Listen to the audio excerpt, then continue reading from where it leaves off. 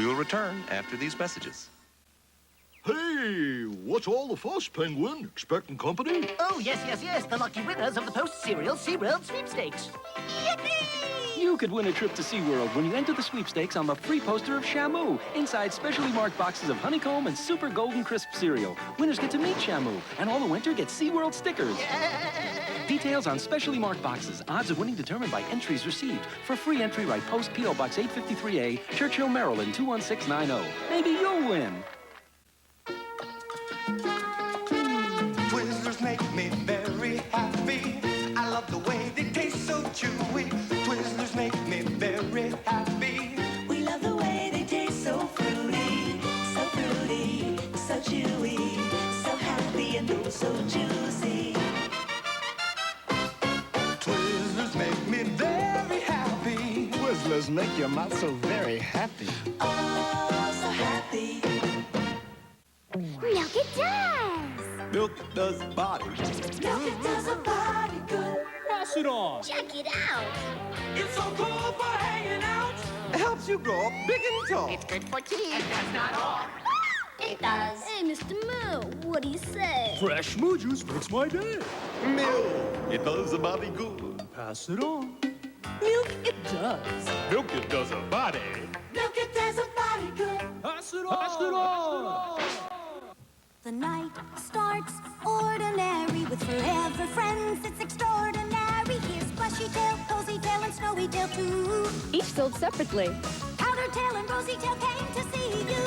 All dolled up with forever friends. Making long tails always makes us smile. Looks so right with forever friends. 'Cause now we're all dolled up with style. Plushy Tail comes with everything you see here. Other Forever Friends sold separately. New from Kenner.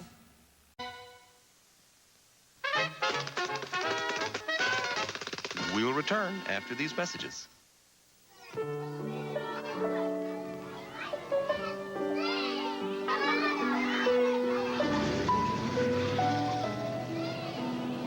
Four batteries not included.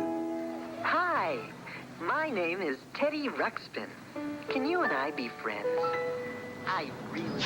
Everybody out! Then, one day, we found an old treasure map. Let's write... Teddy Ruxpin comes with illustrated book and cassette from Worlds of Wonder. Kellogg's Rice Krispies, the part of this complete breakfast that goes...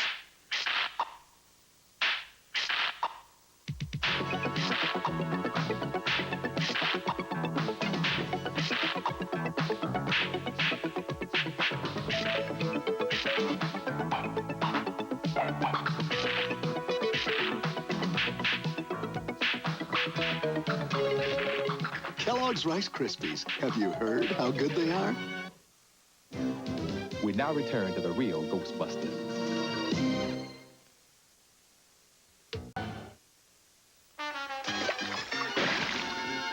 We'll return after these messages. Breakfast with my Fruity Pebbles. Tricking Fred out of his pebbles is always an adventure.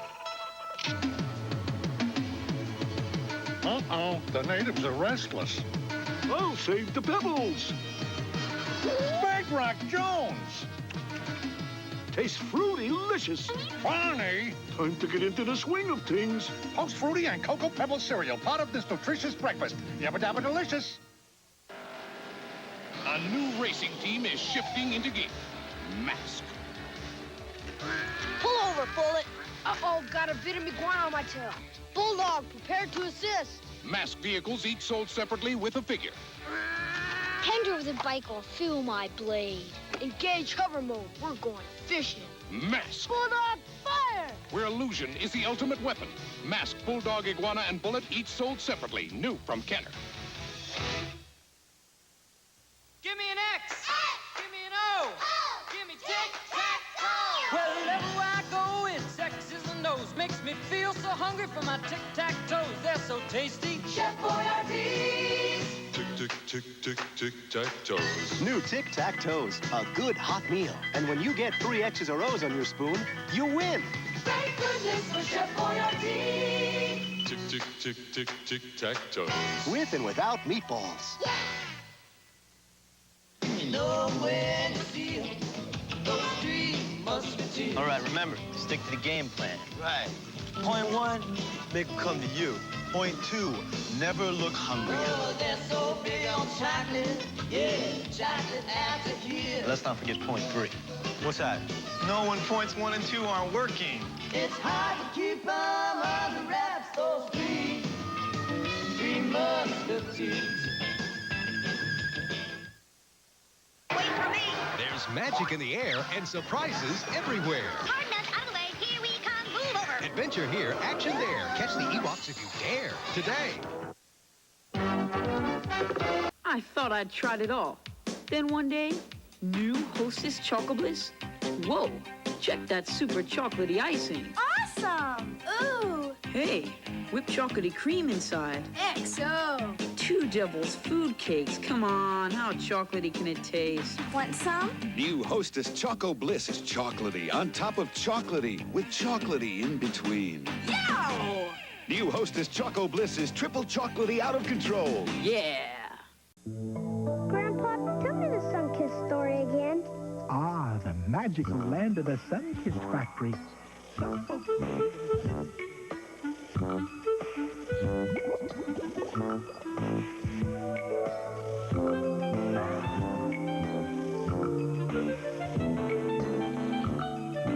And only their sweetest and juiciest oranges ever wear the Sunkist name.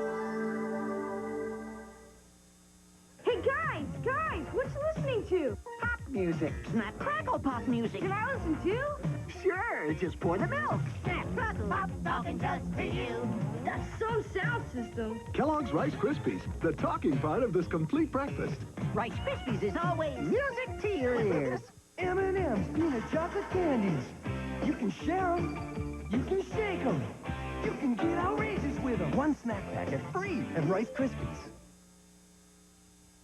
Live from Hollywood, it's the Bet You Buy the Chip Show, starring me. And now, I'll be the first contestant to bite a Chips Ahoy cookie without biting a chip. I bit a chip, but I'm cool. Hey, it's like a chocolate chip party going on here. Sam, your homework. Chips Ahoy, original in the blue bag, chewy in the red. Bet you bite a chip. Sunday, Haley Mills is all grown up Go for it, Mom. and about to be trapped. If we could get our parents together, they'd get married. But they'll need help. She's my mom's twin sister. It's double deja vu. In The Parent Trap, Part 2. Tomorrow. And now these messages. Hear anything? Negative. Sunkist searches and searches for fun fruit trees. The only trees funny enough I found it! to grow sun-kissed fun fruits. Every chewy one is real fruity fun. And now we've discovered new sun-kissed fun fruits, Cream Supremes. They're covered with yogurt and filled with fun. New sun-kissed fun fruits, Cream Supremes. It's coming, and it tastes so sweet. You'll hop when you eat Kellogg's Honey Smacks.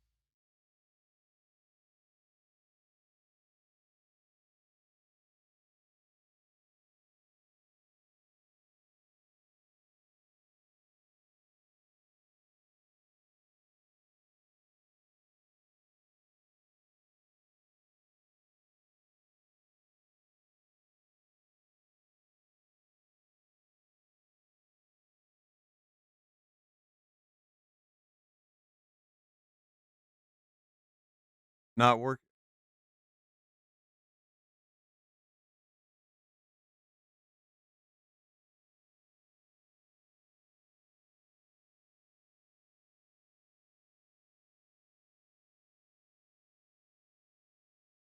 Okay, there we go.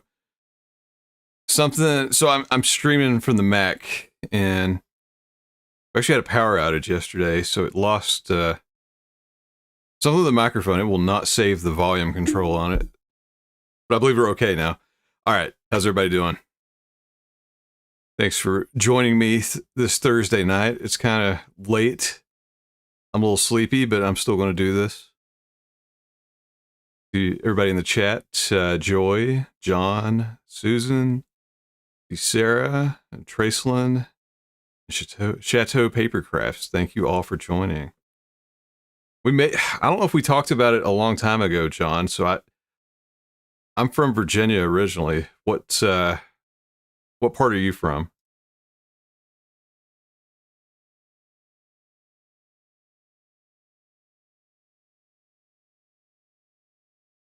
I see Susan from New Mexico. I've driven through New Mexico. That's about the extent of it. It was very hot. It was in the summer, like, gosh, 15, 16 years ago.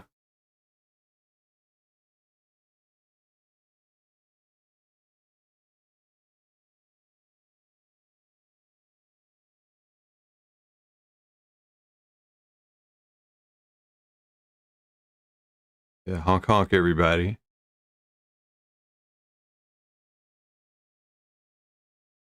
Sick.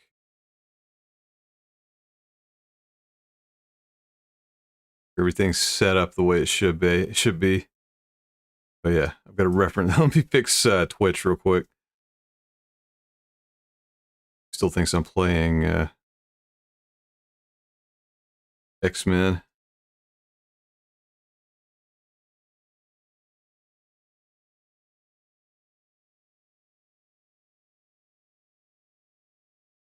Oh, okay, so you're like more northern.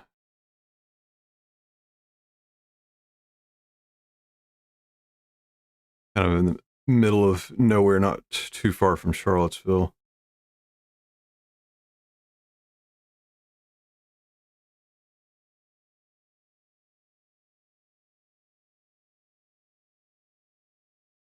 Oh, that's cool.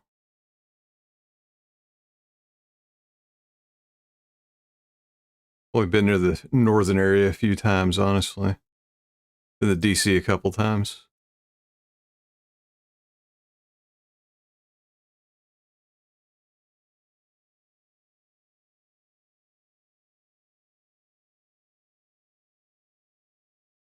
Double checking here. I've had some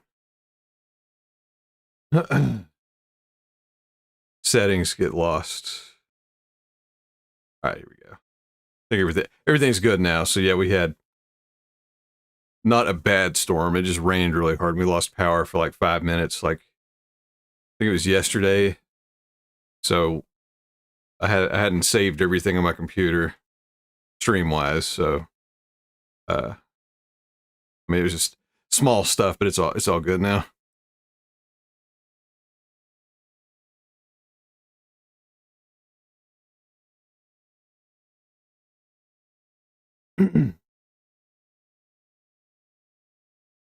But yeah, it was a little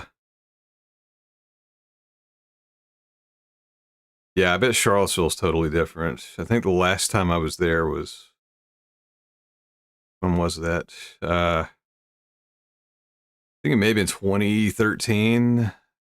Yeah, it was 2013. And yeah, even then it was totally different.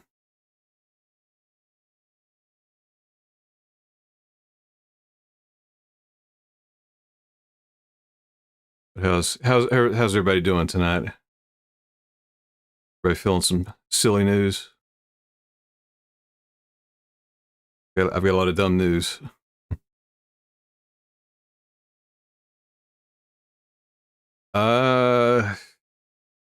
We did not drive. I don't think we did 66. Been so long. I think we just took interstates. I think it's been so long. I'm just trying to remember because it was pretty much coast to coast. We hooked on to I-40 in Tennessee, and I think that's pretty much what we stayed on until, I don't know. Why we ended up in Vegas, so I do feel like we started going north, and I guess it was Arizona. I don't know. I can't. I'd have to look at the map. I've only driven that way once, so I really don't know. I just know we stayed on 40 for forever. And by the time we were in New Mexico, it was like, it was, I mean, it was nighttime, but it was still so hot. And it was my friend's beat up Civic, and his air conditioner just happened to stop working, like in the desert. We were like cooked. But then it just came back on and started working again. So whatever. Luckily, it worked during the day, thankfully.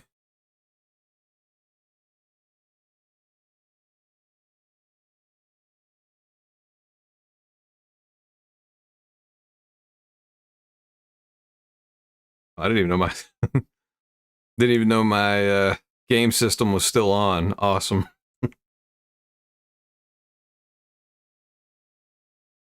Yes, thank you. Hit that like button if you feel obliged. That does help.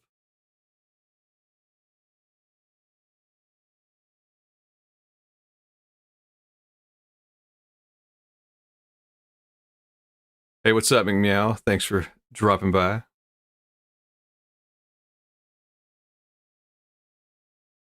Anything new with you? I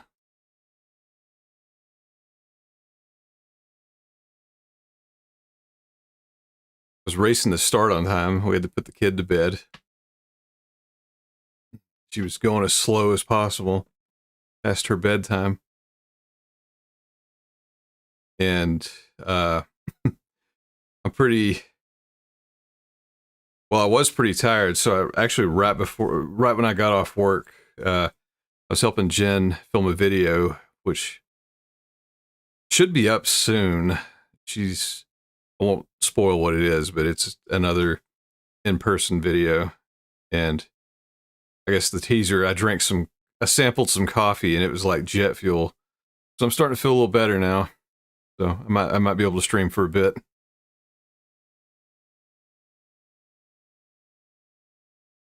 But yeah. Those.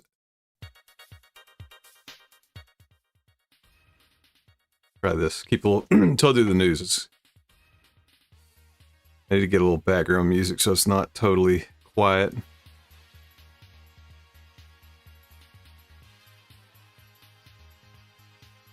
Especially when I draw and stuff. But like Joy was asking, let me, I want to pull up a map here. I can't remember where Route 66 is.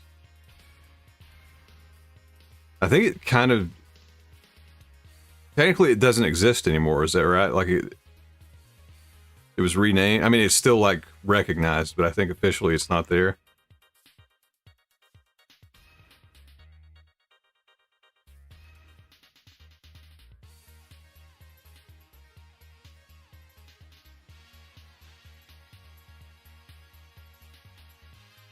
Yeah, it tasted like crack coffee.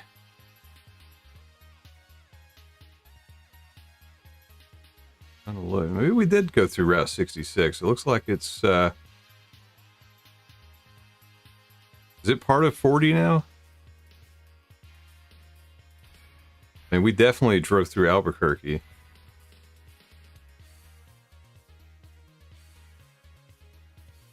Like, it is insane how long I-40 is.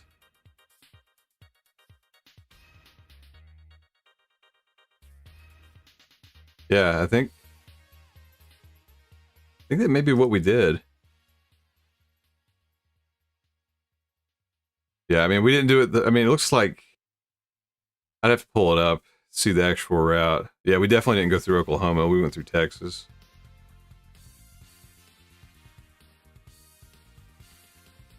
Believe. Now I'm second guessing myself.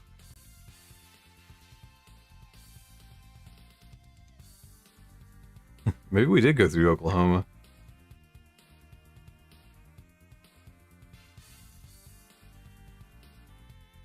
Yeah, that may be right now that I'm looking at it. Yeah, I think so. Gosh, it's been so long, and we did it like in shifts. I mean, it was like freaking record time. We went from okay, it's not part of 40. Yeah, we started. Oh, actually, so it was my friend and one of my old roommates. He started in Washington D.C., came down through Virginia, picked me up, and then we kept going. And then we got on 40 in Tennessee, which Tennessee is a way longer state than it appears. I think it took us like 11 hours just to go through Tennessee. And yeah, it looks like we stayed on 40 the whole way, and then took a highway up to Vegas. But we went from like, I think we started timing it like about the Virginia-Tennessee border. So from there to Vegas, I believe it was, I'd have to look it up. I mean, I think at the longest it was 37 hours for us to make that drive. It may have been shorter. It was somewhere between 32 and 37. I can't remember. It's been so long. I'll have to hit him up and ask. He may remember. But yeah, it's like we were in his Civic that was like loaded with all of his stuff. So his seats were pushed all the way up, and I'm like 6'2". Like I could not fit in the car. Like not exaggerating. Like getting in and out of it. The seat was pushed up so far, I had to I had to hang on to the roof, like I was doing a pull up, and like pull myself in and like slide sideways into the car, and then position myself in to get in the stupid thing. It was a stick shift too, so that made it even harder to move. But hey, it was cool. We got to see a big chunk of the country that way. Hey, sorry you're sick, McMeow. Let's all wish McMeow a speedy recovery.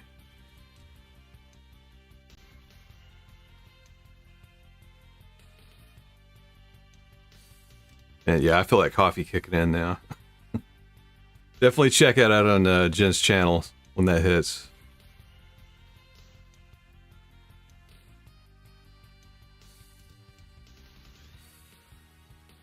That's cool. I was reading about, or maybe I saw a video, something about Route 66, not terribly long ago.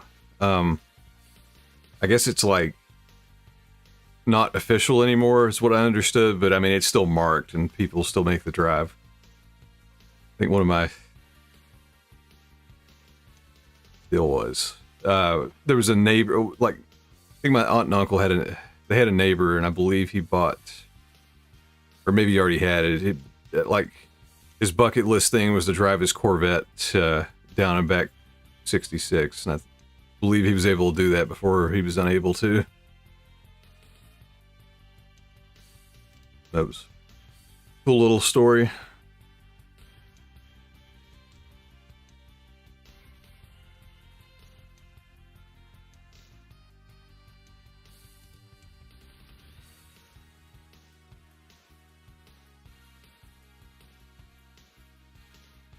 Yeah, that car ride, it was all cool except for getting in and out of that car. It was terrible.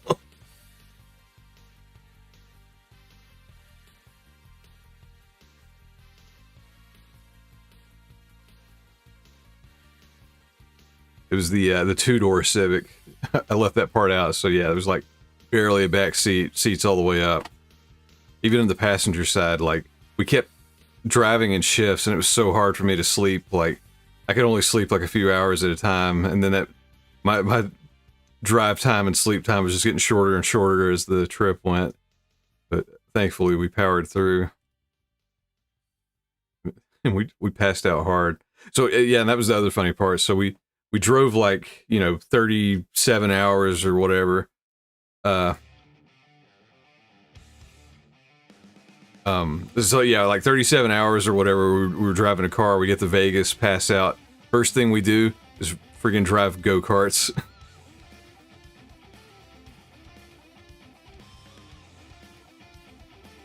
What's up, Mama Bear? Yeah, 6'4" probably wouldn't fit very well. We had another friend. This was back in school. I think her, I believe they're married now, but her boyfriend at the time, I think he was like, he's one of the tallest people I'd ever seen. I think he was legit 7 feet tall. And we picked him up in that Civic. I remember my friend was like, say, hey man, you want me to open the sunroof? He said it joking, and I looked, and I'm like, it'd probably actually help him.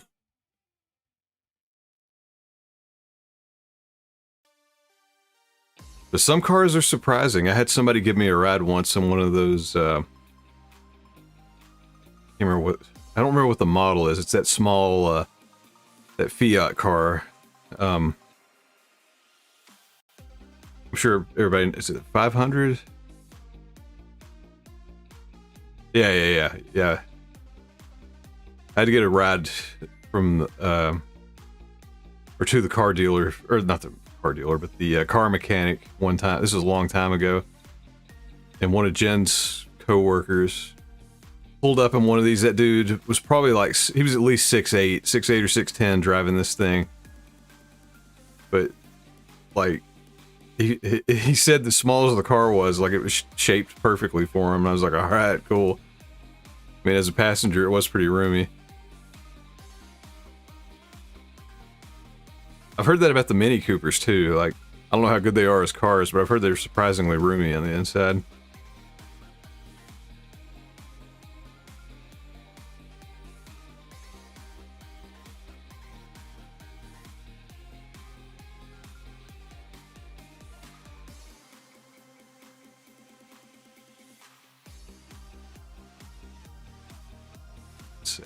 Setting up a few things in the background. Chit chat a little bit more and I'll get into the news. I know Tracelyn sent in some news stories. I think I've got at least one here for tonight.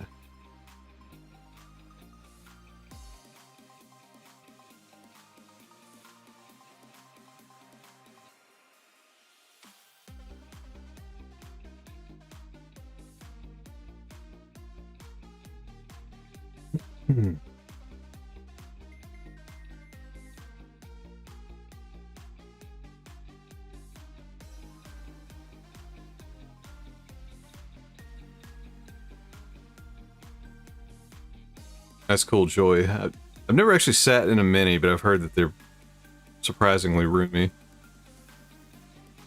I know they make a bunch of different ones now too.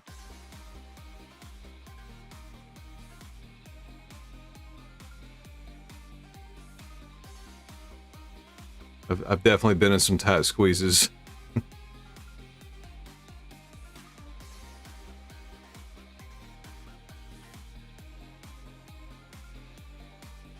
You know, and while we're talking about driving, I bet John can back me up on this. If you ever drive through Virginia, do not speed.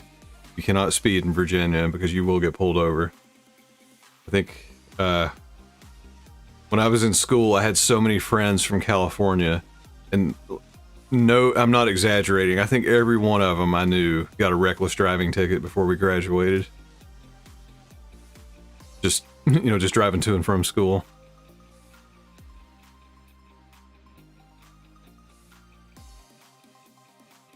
Then some states don't care. Florida, do what you want. Nobody cares. You'll never see a cop. Tennessee also. Well, really, I guess all those states in between. Georgia, I guess, unless you're, well, Atlanta's nuts. South Carolina, they don't care. I don't drive that stretch extensively, but I can't remember seeing it. I don't see any police until I hit Virginia, and I'm like, all right, well, fun's over.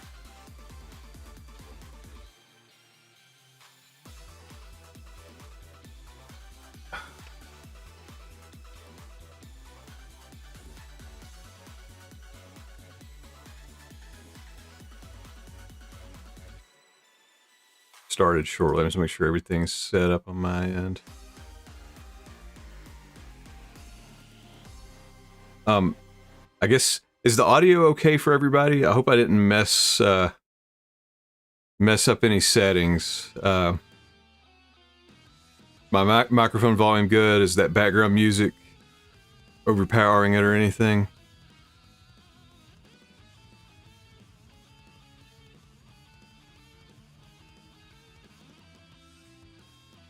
I hope there's no echo. That just dawned on me.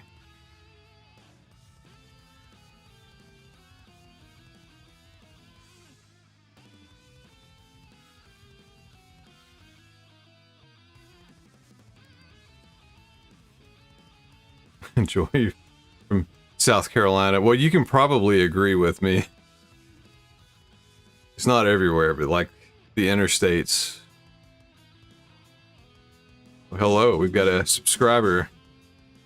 The Resident Evil, thank you for subscribing.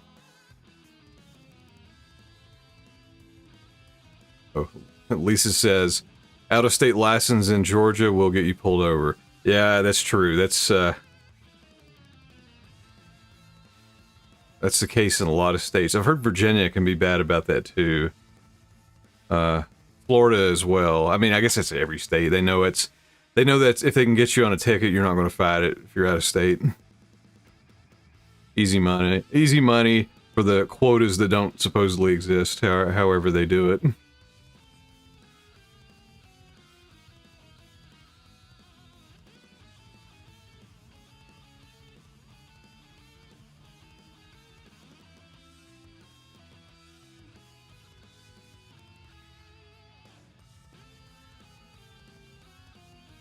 But yeah, I mean, I guess the last thing before I get started, I want to say thanks to everybody. You know, if you're watching here live or if you're watching the recording, this channel's kind of starting to take off a bit, and you know, that's because everybody's watching. So I really appreciate that. It all helps. And in turn, you may have noticed I'm trying to get more videos out. Hopefully,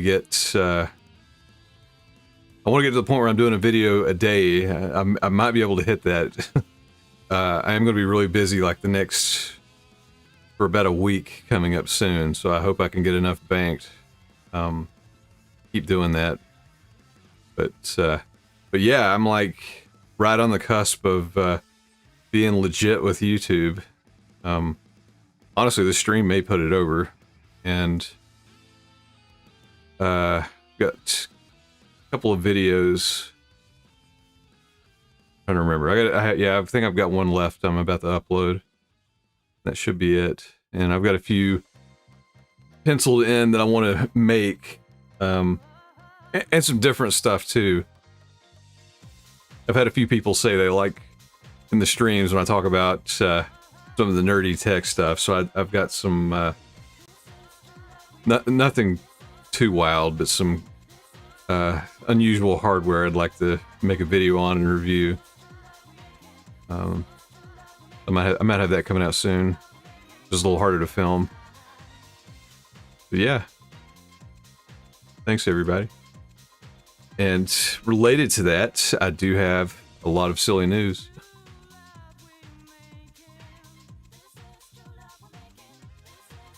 Let me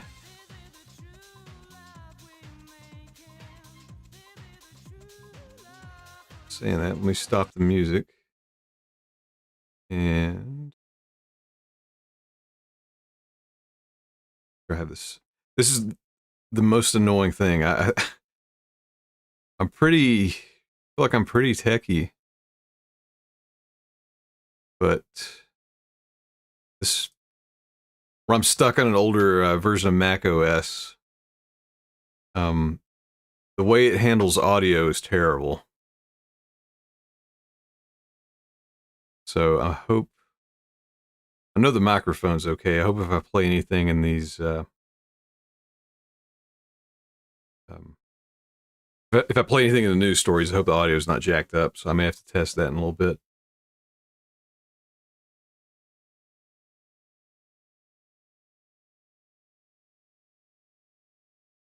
Actually, yeah. Let me do that real fast. If you don't mind. Let me find something that's not going to set it off. I made the mistake of playing that X-Men intro the other day. And it actually like, oh no, I didn't mean to hit that. Did not mean to hit that. I played that X-Men intro. It's a cartoon that never came out from the late 80s. And somehow I got a copyright claim on it. Which I'm not monetized yet, so it doesn't matter, but it's annoying. Let me see, what's something? Just hit royalty free.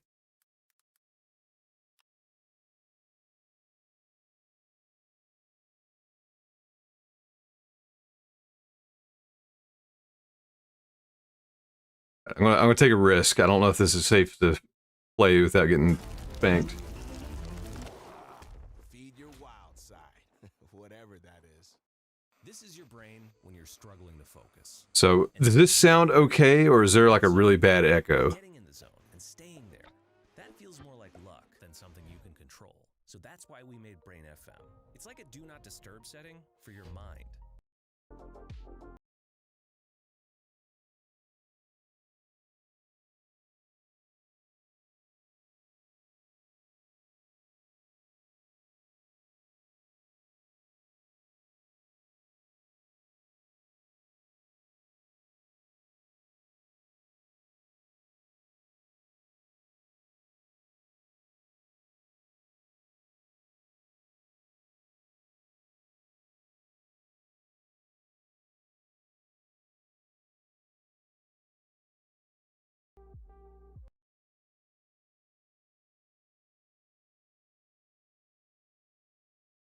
One second here. I guess the easiest way and just pull up my stream myself.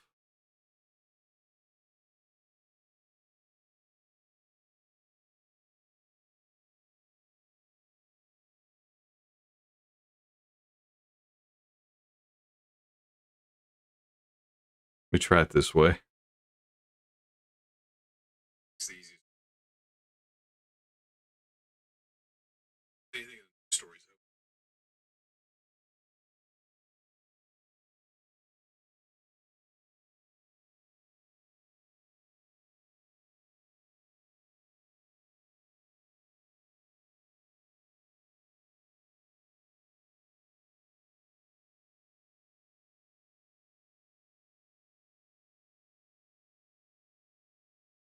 Set it up.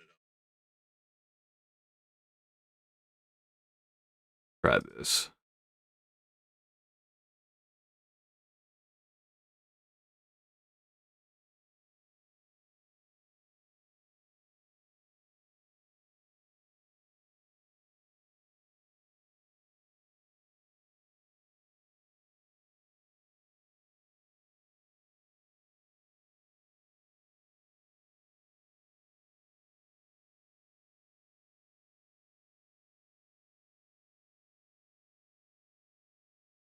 Still no audio.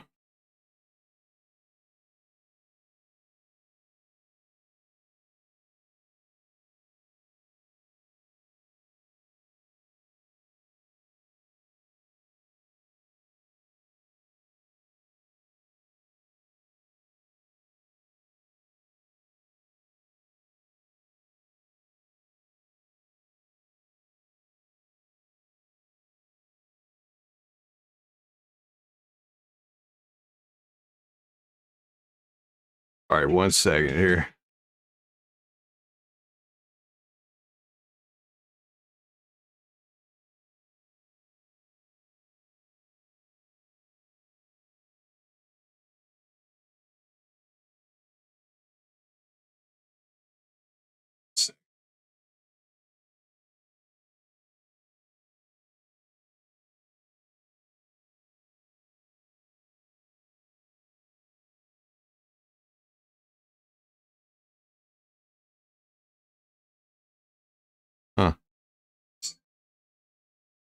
Oh, hey, Joy, thanks for stopping by. If you want to check out the rest of the stream, check it out later, and I should have the audio fixed. I don't know why this is not playing.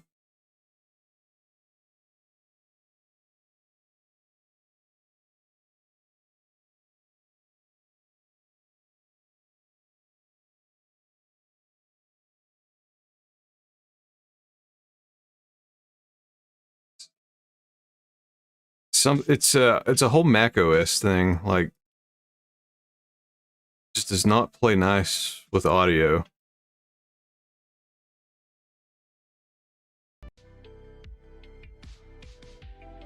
Maybe that got it. It's a whole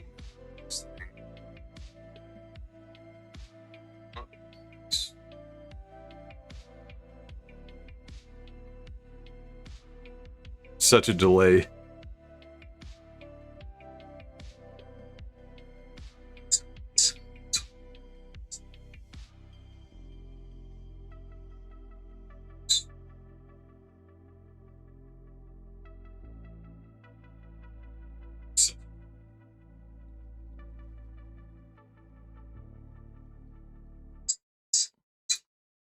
Okay.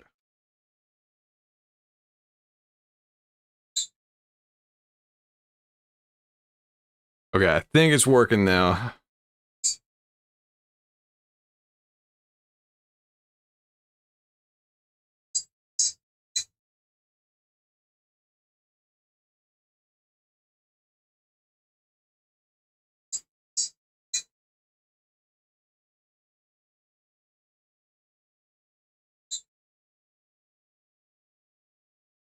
Okay, I think it's working now. Okay. Okay. Sorry, having to troubleshoot live. Okay, I think everything's good. If you notice anything, just let me know.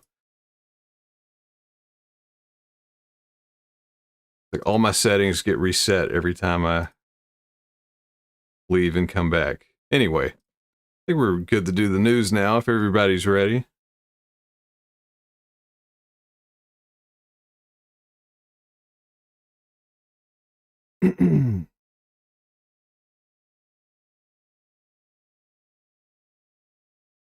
Hello.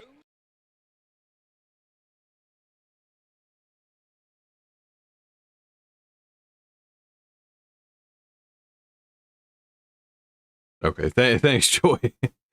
I'll put, if anybody does watch it later, I try to put chapter markers when the news starts.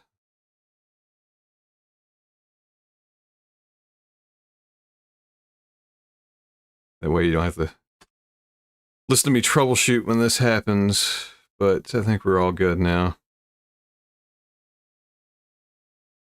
Oop, little preview.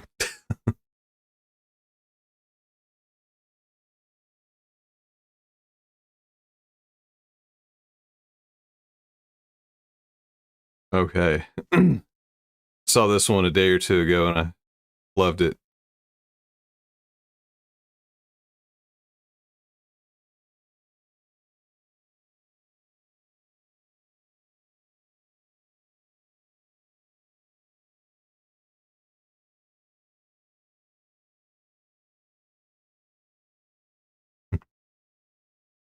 All right. Well, I'm ready to monkey around. Hello. This is Dr. Bad Vibes. Thank you for stopping by. We're going to talk some monkey business today. I believe this was in Singapore.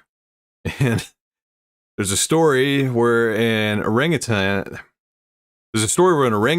walks into a cafe and helps itself to a cold drink from the fridge without paying. I like that they put that in the headline. Like, it wouldn't have been a story if it had paid. I think that would make it more of a story. But yeah, just wanted to cool off. Or not Singapore. This is in Malaysia. I think the article came from Singapore. So this comes from Malaysia, where this orangutan wanted to beat the heat. Whenever I see orangutans, I think of Every Which Way But Loose. Is that the one where is it Charlton Heston or Can't remember who is that. The one where like he makes out with the monkey. Now I gotta look it up. I got derailed.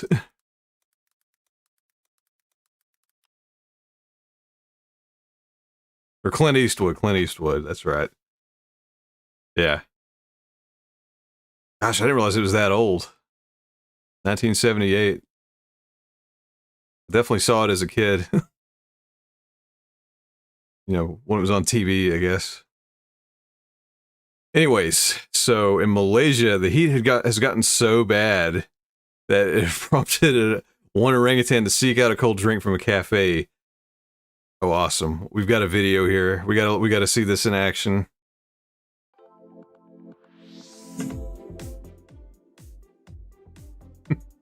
I like that they just filmed it, which I guess I don't blame them. I'd film it too. That's hilarious. Oh wow, shotgun in it.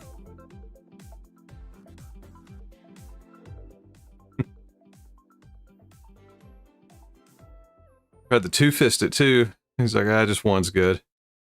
That's funny. So free drink. So a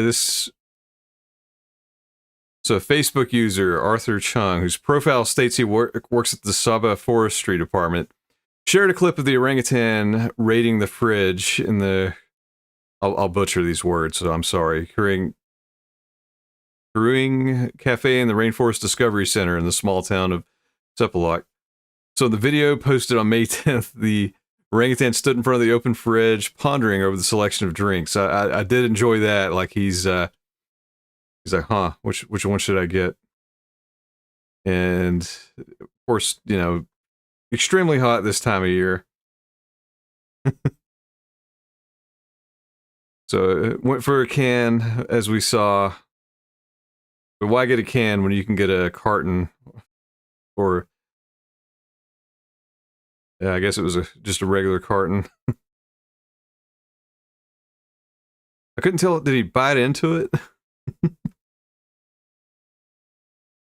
I guess so. I mean, he didn't open it. He just bit in and shotgunned it. I've done that before in younger times. Well, then he sat down to see if there was anything left. That's funny. Then left without paying. It's like, hey, monkey, what are you doing?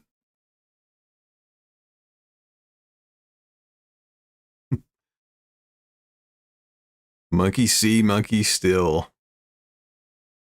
This is different. Those are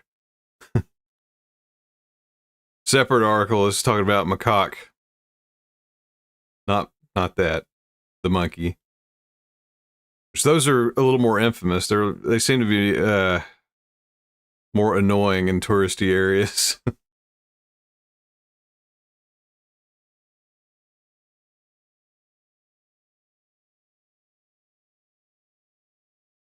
That's funny. This one was wholesome. We had a monkey that just wanted to chug a jug to stay cool. But try to pay next time, will you, monkey?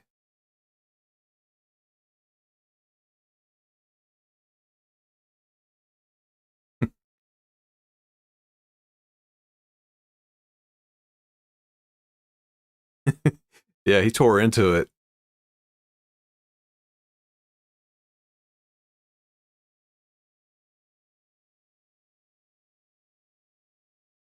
All right. Okay, I see what I've got queued up next, so it's going to be a little bit more.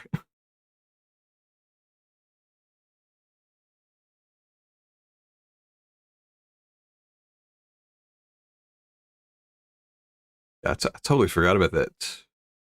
I couldn't remember if it was Clint Eastwood or Charlton Heston, but yeah, it came back to me now. I think that may have been. He may have referred to that as like a lower point in his career. But hey, it was still a funny movie.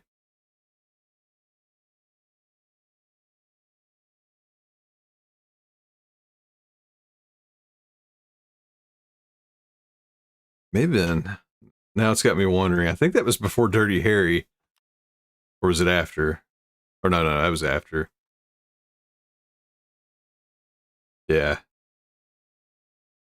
He had that lull, I think, in the 80s before he started having a resurgence. Anyway,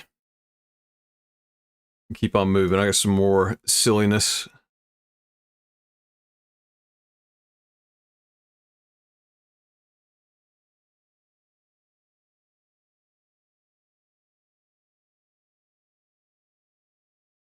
Oh, no. Let me wait. All right.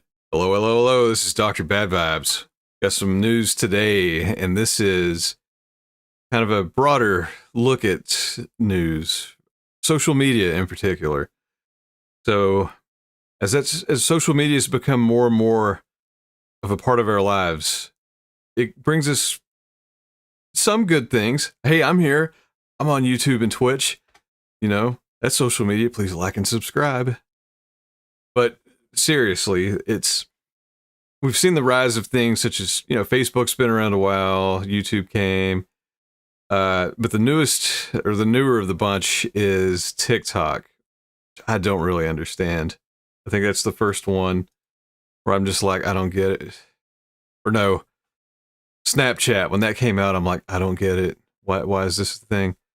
And then TikTok's not far from that for me. I understand it a little bit more. It's like, hey, I want YouTube, but I don't have an attention span. Anyways, people like to share things and try to get views on most platforms. And I feel like it's more, I don't know, it seems like on TikTok, they really want it to get the attention and the views and the likes. And some people go too far. And probably the biggest example that I remember seeing initially on TikTok, and maybe you saw this one, a few years back, but it was the mom in the hospital whose baby had RSV, and oh, okay, this one's making fun of it. I can't find the original one because the account owner in question here took down the video, but you get the gist of it. She's got. Let's see if I can pause TikTok. See, I don't even know. So yeah, she's got her baby in the hospital, RSV, low O2 levels. Looks like they've got him hooked up to a cannula to help him breathe. And the mom's dancing some idiot dance in the background for whatever reason. Clicks. It's like, hey, look at my baby. Now look at me. And how many views can I get? And yeah, so the internet just dunked all over this lady. So I don't blame them. This one's got a little parody at the end. Play it just since I used their video. So she's doing her dumb dance. That's totally unironic, like on purpose. And this one's a parody. So she's like, haha, my husband or boyfriend, whatever, is choking. Same basic idea. So, you know, this girl, she was shamed off the internet, basically. And that's a horrible example of how to use the internet and social media in general. And sometimes I just noticed a comment. So does a nurse walk into the room? Or are they just making the joke? Right out of the door shut. Anyways, so this is the perfect example of not what to do on the internet. You know, exploiting your sick child. And you'd think people would see this. It got so large that people would think, oh, that's a bad thing. I can't be doing that. That's such a bad idea. But I think we found something even better. Jen actually showed me this one. This was from Twitter. I don't know how old it was or when this actually came out. Go back here.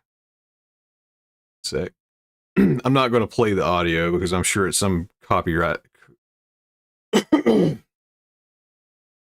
So I'm not going to play the audio because I'm sure it's some copywritten thing that's going to get me in trouble if I play it like every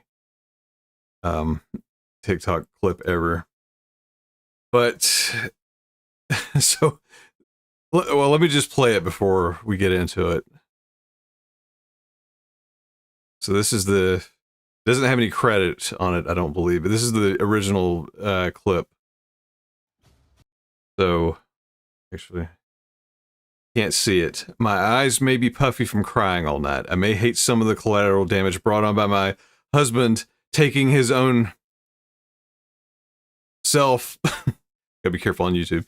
But this is me refusing to give up. I will not give up. I will keep going. Okay. So, okay. I mean, gotta stay strong, gotta move on. Maybe not dance about it. Maybe not dance like that at all, ever. Definitely not over your deceased husband. So, yeah, this lady apparently had a husband that, gave in to some issues of some sort. I don't know. I don't know the backstory. But danced about it. I hope this is fake. I don't know. This just came out yesterday. To my knowledge, it seems to be real.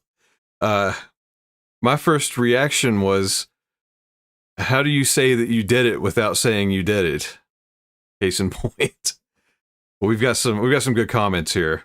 Of course, this isn't the account here, Amiri King. This is the Twitter account. That reshared it. This does like funny parody things. So they shared it. Their comment is, I wonder what pushed him over the edge. Yes, I wonder too. Let's see what else we got here. Some of them are just a little more deadpan. If you're able to do this after your spouse takes themselves out, then you didn't really like them that much. You think? Oh yeah, this is one I like. Yes, we know who the beneficiary was. Oh gosh. Commenting isn't possible when you're speechless. See why he did it? Oh gosh. Oh, here's a good one. It's not funny. It's just profound. Yeah, you don't need to share everything with strangers on the internet. You really don't. Bring shame back. Please, let's bring shame back because people don't have it anymore and it's so scary. I hate it.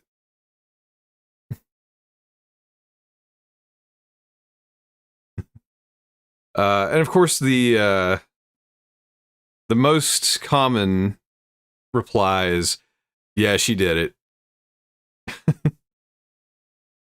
Oh, I forgot about this one. Somebody, hang on.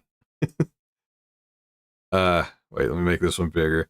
There's another terrible example. This one, can't remember how old this is. It was within the past year. I remember seeing this one. So, that's terrible. I'm going to go ahead and hit play because I don't want that on the screen. Dude's suffering. Wife's got the camera in his face. So she's like, I do a little bit, I know a little bit of the backstory on this one. So she's like, that sucks. Lost him. I guess I'll exercise. And then she turns it into a commercial for her freaking yoga pants. She launched an activewear line to inspire others to do the same. Inspire other people who lost loved ones to sell yoga pants. Okay. I hate the internet. I wish these were fake. I'm pretty sure that one's real. That one definitely got dunked on to oblivion. So don't do this. Don't use the internet and do this stuff. Really, don't share everything you do. Nobody cares what we're eating. Unless it's funny. Yeah, don't take pictures of your food and show it unless it's something hilarious, like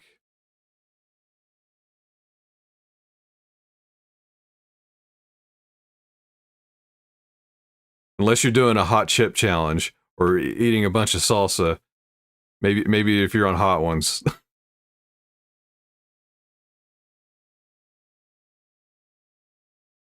So yeah, I just want to go through some of the comments here. Life insurance just paid out. That's a good idea. Let me just get some of my favorite comments down here.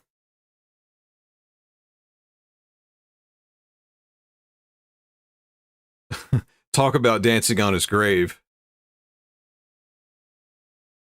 Insurance. Skeptical cat.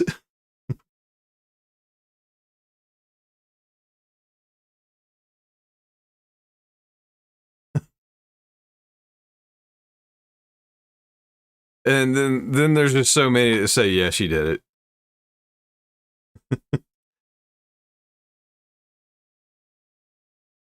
So, yes.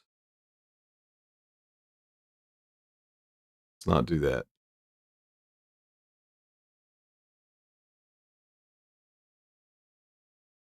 Okay. Don't worry, the rest of them are a little more lighthearted.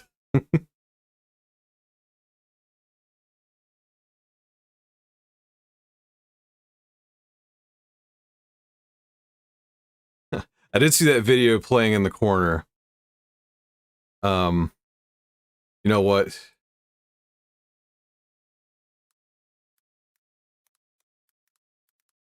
This one's still fresh.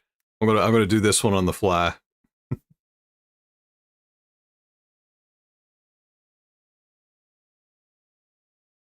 Let's see who's got a good one here.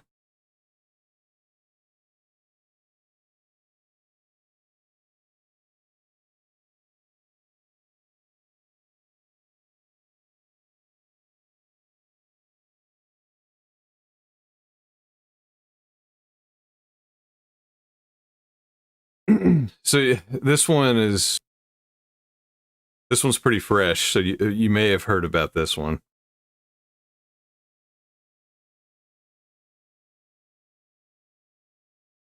All right. Hello. This is Dr. Bad Vibes. I have some news. Some news that bridges the world, bridges nations. So you may have heard about this for various reasons in the news. It started out with good intentions. A live stream portal that connected Dublin and New York City was meant to bring the cities together, but instead it brought chaos. So if you're not familiar with it, it's basically a gigantic webcam and a screen. It's an art installation piece, if I'm not mistaken. I'll read the article and probably correct myself, but basically it's a webcam and a big screen dressed up to look like a portal. So one side's filming New York and the other side's filming Dublin. So one side's filming New York and the other side's filming...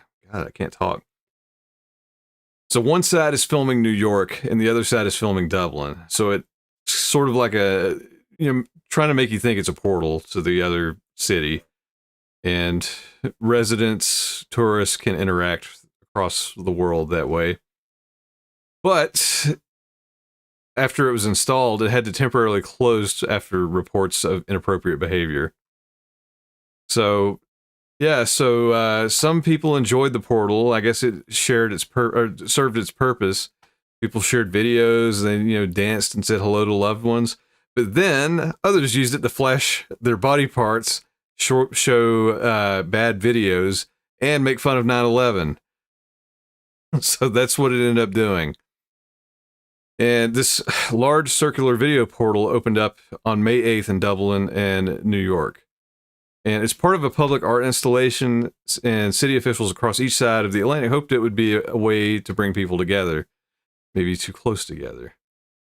So the two-way live stream lets passersby peek into the corresponding city and interact with those 3,000 miles away.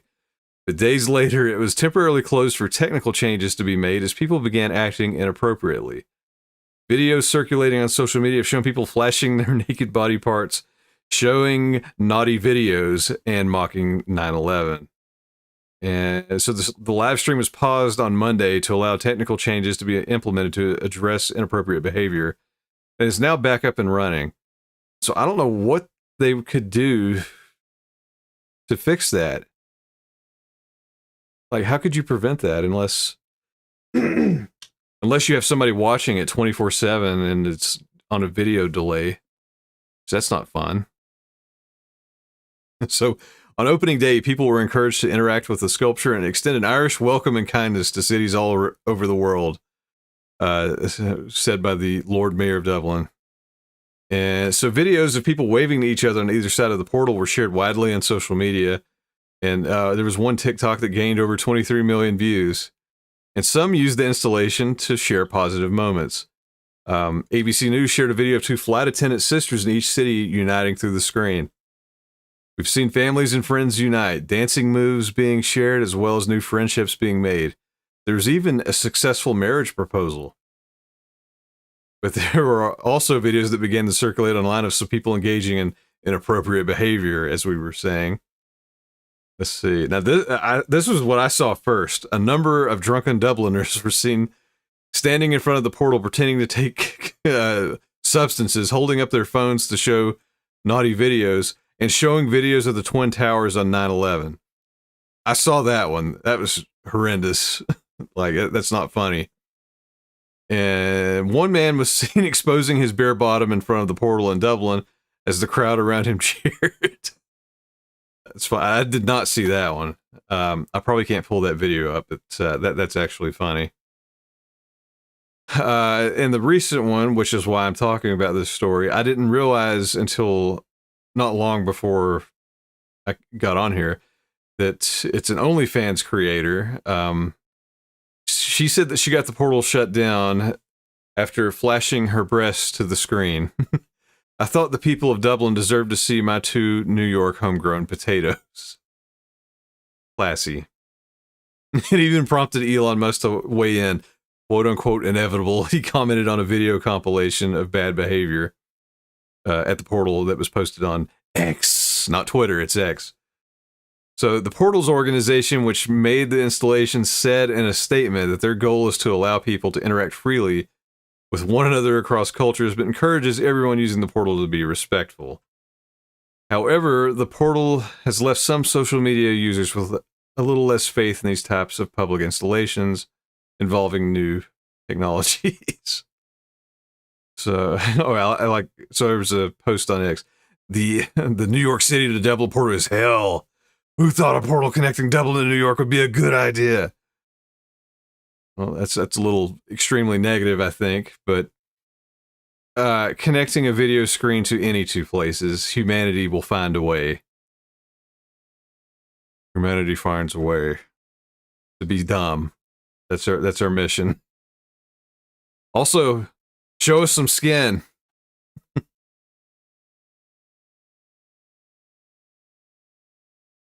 Yeah, that one had me laughing. I don't know how many people. I mean, if I'm not mistaken, that portal was in. It was in Times Square. I don't know where it was at in Dublin. I've never been to Dublin, so I'm not familiar. But it looked like there were always, or no, it wasn't Times Square. It was near the Flatiron Building. So I mean, it was still in a high traffic area. Like it looked like it was busy all the time. So yeah, it was inevitable.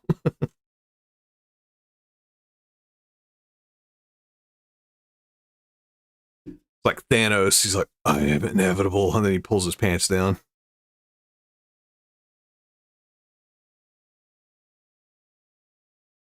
His weird purple infinity stone.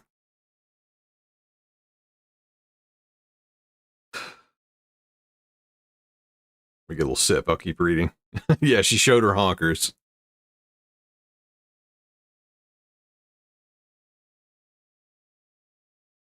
We say that jokingly on Jen's channel. Don't actually show us your honkers. That will get everybody in trouble.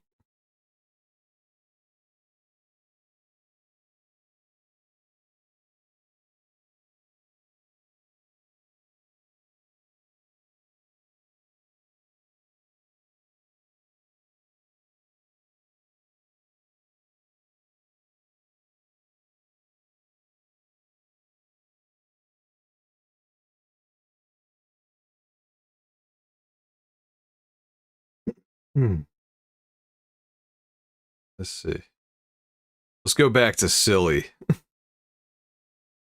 Hello. All right. And thanks to anybody joining now.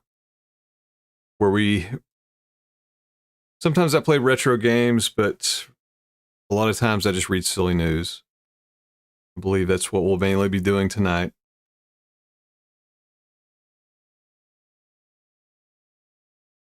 And with that being said, hello, hello, hello. This is Dr. Bad Vibes. Thanks for stopping by.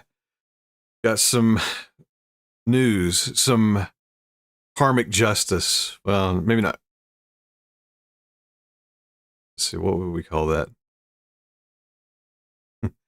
We've got news in the form of a troll, but it's a virtuous troll. A troll that fought back and used the technicalities of the law to stick it to people that are too busybody to leave him alone.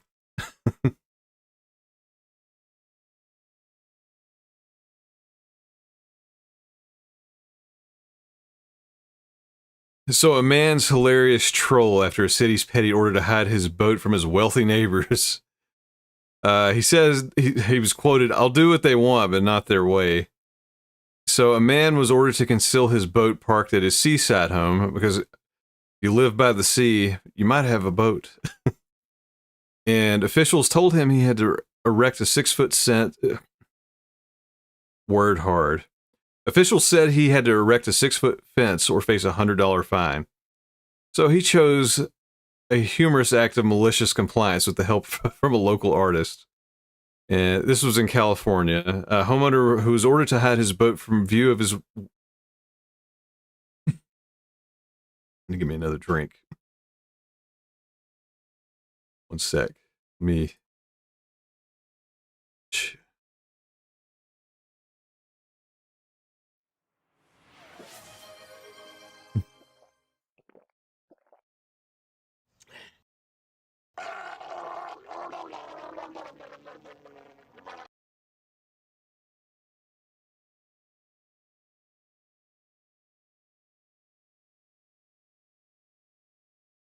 Hey, what's up, science fiction? Doing dumb news right now. Okay,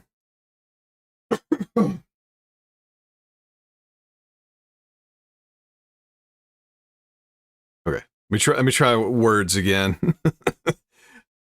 I had to talk a lot today, so I'm drying out. So, a California homeowner who was ordered to hide his boat from view of this wealthy... Oh, I got tripped up by their typo. A California homeowner who was ordered to hide his boat from view of his wealthy neighbors has hilariously trolled city officials with an act of malicious compliance. So, the seaside resident was told he needed to erect a cover to obscure the vessel, or he would face a $100 fine. Oh, this was back in 2023, but it was just reported on a couple days ago. Anyway, so we're in this in this neighborhood, municipal codes state that boats and large pickup campers, motorhomes, recreation vehicles, utility trailers, vacation trailers can only be parked on driveways if screened on the side and front by a 6-foot high fence. Which, it's like, who cares? As long as it's not, just sitting there rotting, whatever. So the homeowner acquiesced, but put his own tongue-in-cheek spin on it by painting a photorealistic mural of the boat on the front of the screen. He said, "I'm not a rule breaker, but I like to make a political statement as necessary, as well as a humorous statement and a creative statement." So he complied. He's got his fence, which is a painting of his boat. Bravo. Golf clap on that. That's hilarious. That's a really good painting, too. And I like how perfectly they got it to match up there. You can see the brick on the chimney, like, perfectly coming down. Like, that's from a technical standpoint, that's pretty amazing. That was a really good mural artist. He nailed that.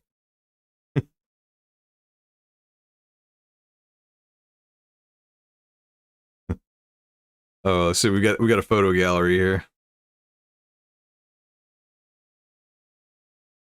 Probably, yeah. But here's the artist in question. Proponent of art in public space. Man, he did a good job, so bravo, dude. And so it says he frequently uses his boat, named Might As Well, to go fishing and has kept it parked in the driveway for 4 years before ever receiving a complaint. And since completing his mural, the artist has been flooded with requests from homeowners in similar positions. That is funny. Again, that's really good. I love how he got it to line up.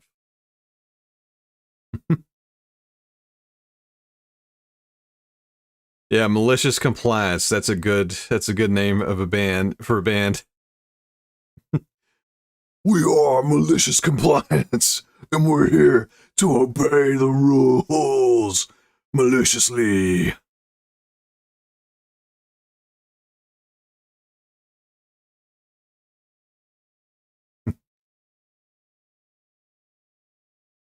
So he thought this is ridiculous, and his first reaction was to leave a nasty, nasty message at the city hall.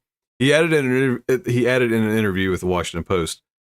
And then I thought, well, I might as well build a screen. I'll do what they want, but I'm not going to do it their way.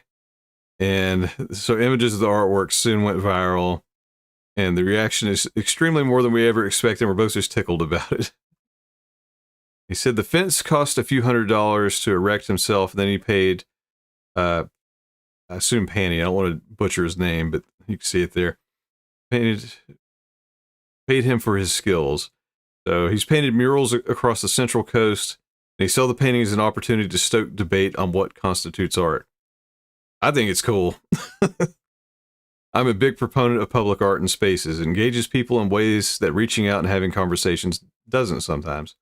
Hey, I agree. I think that's awesome. I've actually, like, personally, not with, of course, I was more, hired to do it, but I've painted a few murals, and I think it's awesome.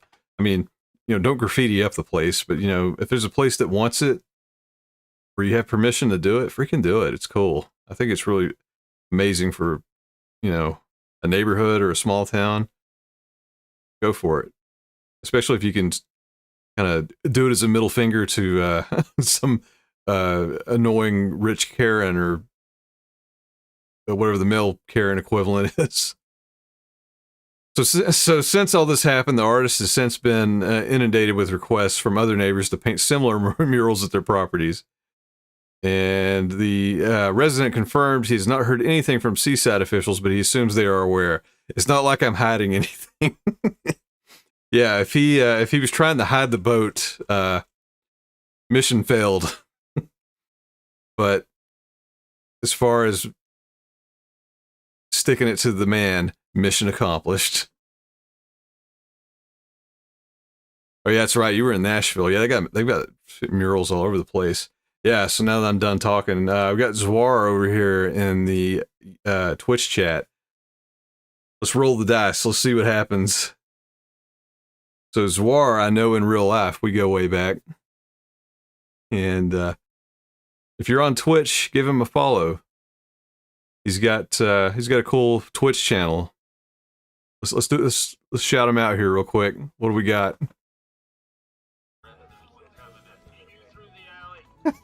That's Lederhosen.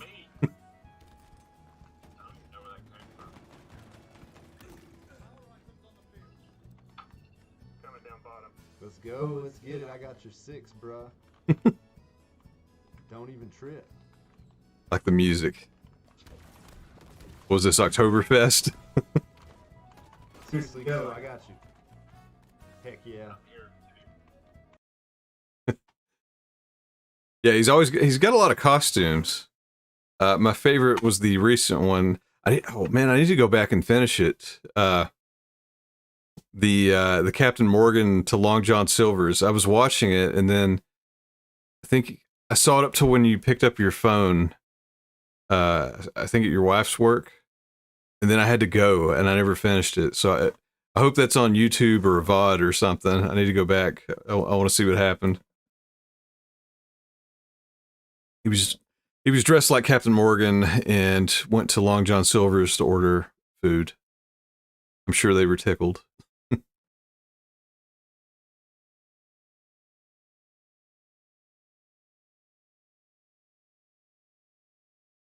Which, speaking of,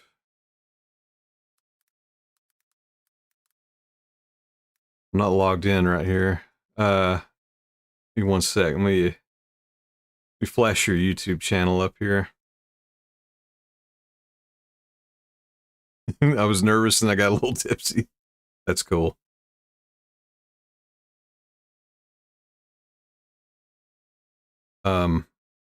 Yeah, back in the day, we had all this stupid stuff. We would just go in and order food from places. And I think it was John. He had a mask. It was like the alien, like H.R. Giger, like, you know, the Sigourney Weaver alien. It was like a black head with the second mouth coming out. And we would put that on and like try to order food at McDonald's. They'd usually get pissed at us.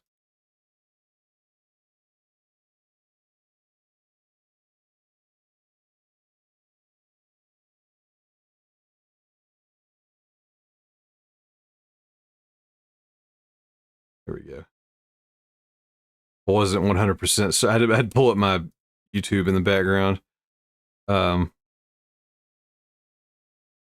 here on YouTube chat. If you want to check him out, there's a link to his YouTube channel.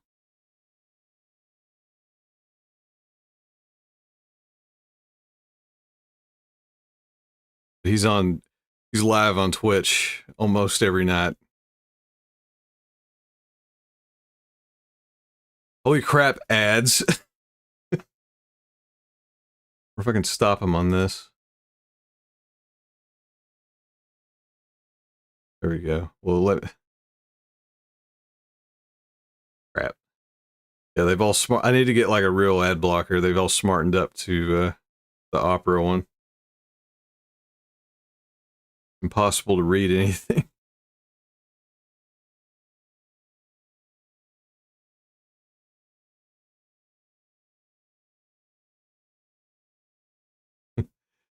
So the weirdest airbrush spare tire cover. It's like a girl wearing a Danzig skull with two xenomorph aliens on either side of her and a snake climbing up her chest. That's hilarious. That sounds like the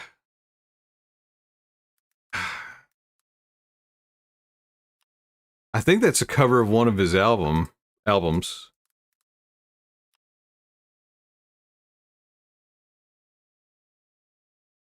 Yeah, Danzig 3 is it. That's pretty cool if that's what it was.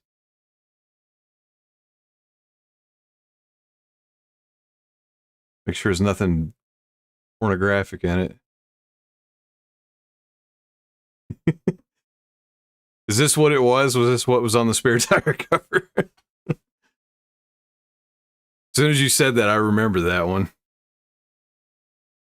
I'm not like a Danzig, I'm not a Danzig aficionado, but I do know a lot of his music.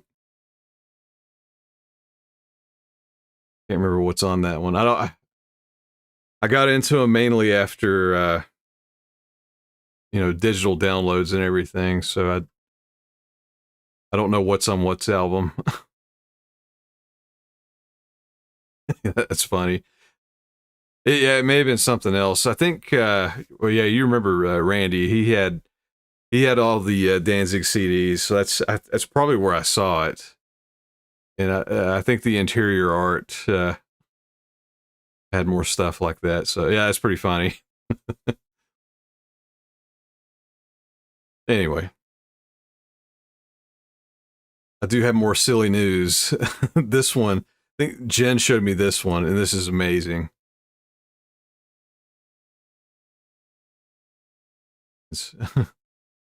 Susan, yeah, thanks. Yeah, check out Zwar. He's a cool guy in real life. All right, so I've got it's going straight up ridiculous now. Hello. This is Dr. Bad Vibes. Thanks for joining me. I have got some amazing news. You may have remembered a video. Hopefully you saw it. I'll put a reference to it in this video. If not, one of my early videos, one of the first videos on this channel, was the thing that sounded like a joke, but it was real. The Pillow Fighting Championship. It was like UFC with pillows. They have their own merch and like regulation pillows, and it's a thing. And I was down for it. So go back and watch that if you want to see that. But there's something even better. So there's let's look at the bizarre world of Car Jitsu, the fringe combat sport grabbing attention for its brutal seatbelt jokes and unflinching submissions that has fans shocked but unable to look away. So this sport was founded by Russian martial artist Vic McKeev during the 2020 pandemic, much like the pillow fighting championship. People were locked up. They just wanted to kick each other's asses. Let us out. And then they got out, and that's kind of what they did. But some people made it a little more organized, it seems. Car Jitsu has risen in popularity and now has a championship series in the USA. Competitors compete in 3-3-minute rounds to get a submission. So the idea is simple. Combine Brazilian Jiu-Jitsu with the confined space of a Toyota Prius, and you have a bizarrely addictive spectator sport. That really does appeal to me, actually. I did Brazilian Jiu-Jitsu in college. I never thought to do it in a car, so I am intrigued. Never again will you associate a seatbelt with safety. The steering wheel is not your friend. It may be advantageous to throw the seat back and create more space, but be mindful of getting a finger caught in the commotion. From the mind of Russian martial artist Vic McKeev, the aptly named Car Jitsu evokes the tension and dread felt when watching iconic action movie scenes. The hallway fight in Old Boy, for example, or the lift scene in Captain America Winter Soldier. But reality hits different.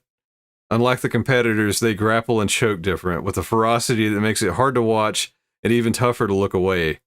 Hey, I'm sold. This has got me pumped already. McKeev reportedly hit on the winning formula during the COVID pandemic and quickly saw its popularity rise in Russia to the point where it spawned its own championship. So, Car Jitsu sees two opponents battle to submit their opponent in the confines of a road car. So, yeah, like it was saying, it's up to 3-3-minute rounds to determine the victor. Competitors are allowed to use anything in the car to gain an advantage over their opponent and win the bout. They have a video. So that demand shows no sign of abating, with the sport now replicated in the United States under the Car Jiu-Jitsu Championship banner. Like regular Jiu-Jitsu, points are earned for positional dominance, and submissions are the preferred method of victory. Competitors begin in the front seat of the vehicle, seatbelts on, hands on knees, waiting for the signal to commence. Seriously, I'm pumped to see this now. I gotta find, there better be a video. So when it does, a flurry of activity ensues as each person attempts to free themselves, often while simultaneously trying to maintain the restriction on their opponent. Competitors battle it out in 3-minute rounds of swap driver and passenger seats in between.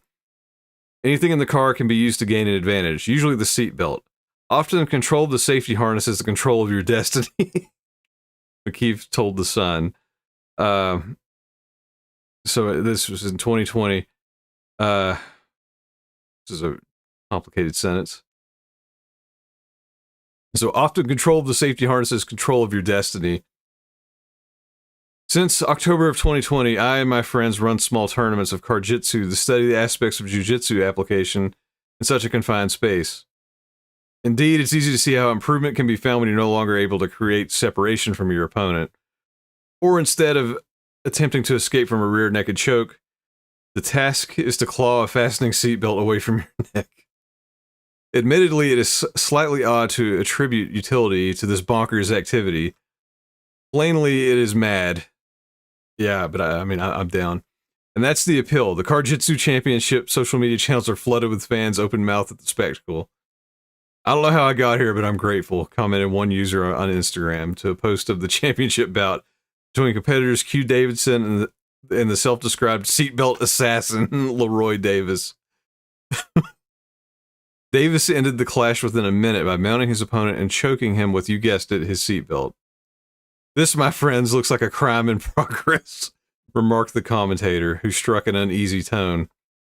After unbelievably breaking free from the restraint, Davidson was helpless to stop Davis's second attempt and wisely tapped out to end the contest. Hey, this is amazing. I can't even make fun of this. I'm down. I don't know how I got here, but I'm grateful. This is the stupidest crap I've ever seen in my life. To, how do I participate in this? What is going on with the world? What's next? Bathroom UFC? Oh, here we go. We've got a video. Hang on. Make it big. I'm afraid to play the sounds because who knows what's... hang on.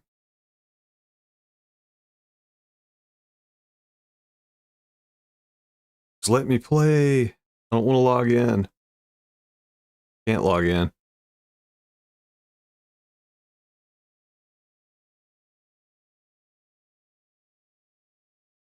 One sec. Yeah, bathroom UFC. You get extra points if you dump on them.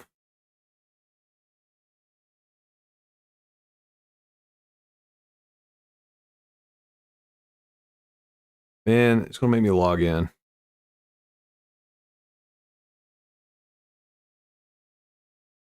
Alright, give me one sec here. Log in with this stupid thing.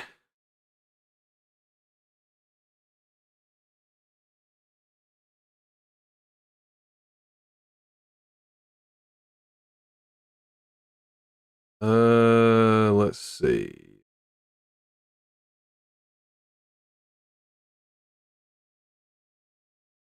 I'm like boomer man with TikTok here. Never use it. I literally just have it for my channel to make people go to YouTube.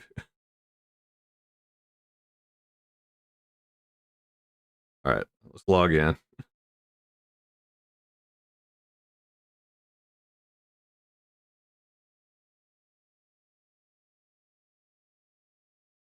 All right, here we go. This is just a random video. Let's see what's going on here. I'm kind of afraid to play the audio, but I feel like I need to play it. Let's see. So here's an actual match.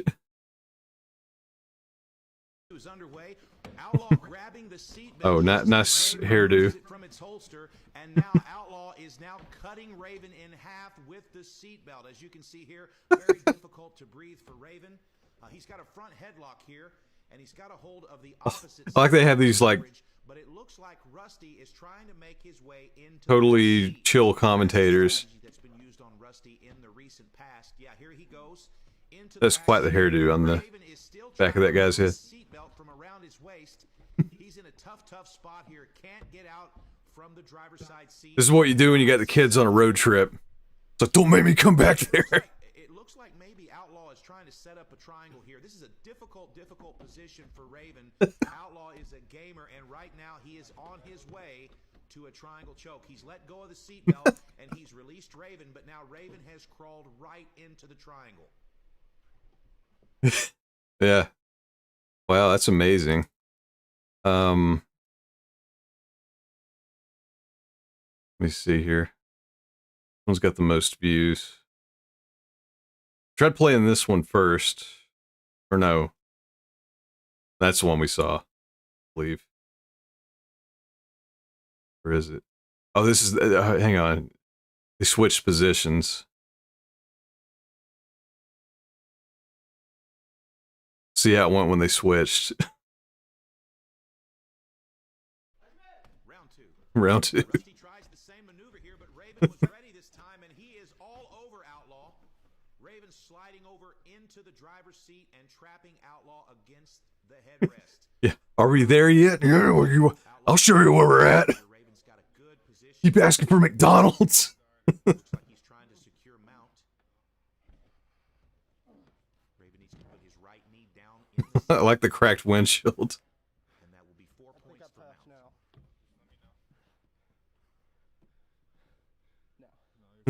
Oh, Raven's telling the officials that he thinks he's achieved a mount, but as he's doing so, he's reaching back with his right hand. He's got the seatbelt. Wow. Okay, Raven's using a little bit of trickery here. He's trying to get Rusty to think about that mount position, but in reality, He was about to ask for directions. Very, very crafty. Okay. He's like, never. What's happening here? He's going to defend, but he's still in a very bad situation here. Wow. All right. Well, while I'm on here, if you ever want to look at my TikTok, it's all the same stuff I have on YouTube, basically, but it exists. I sometimes upload to it. That is amazing.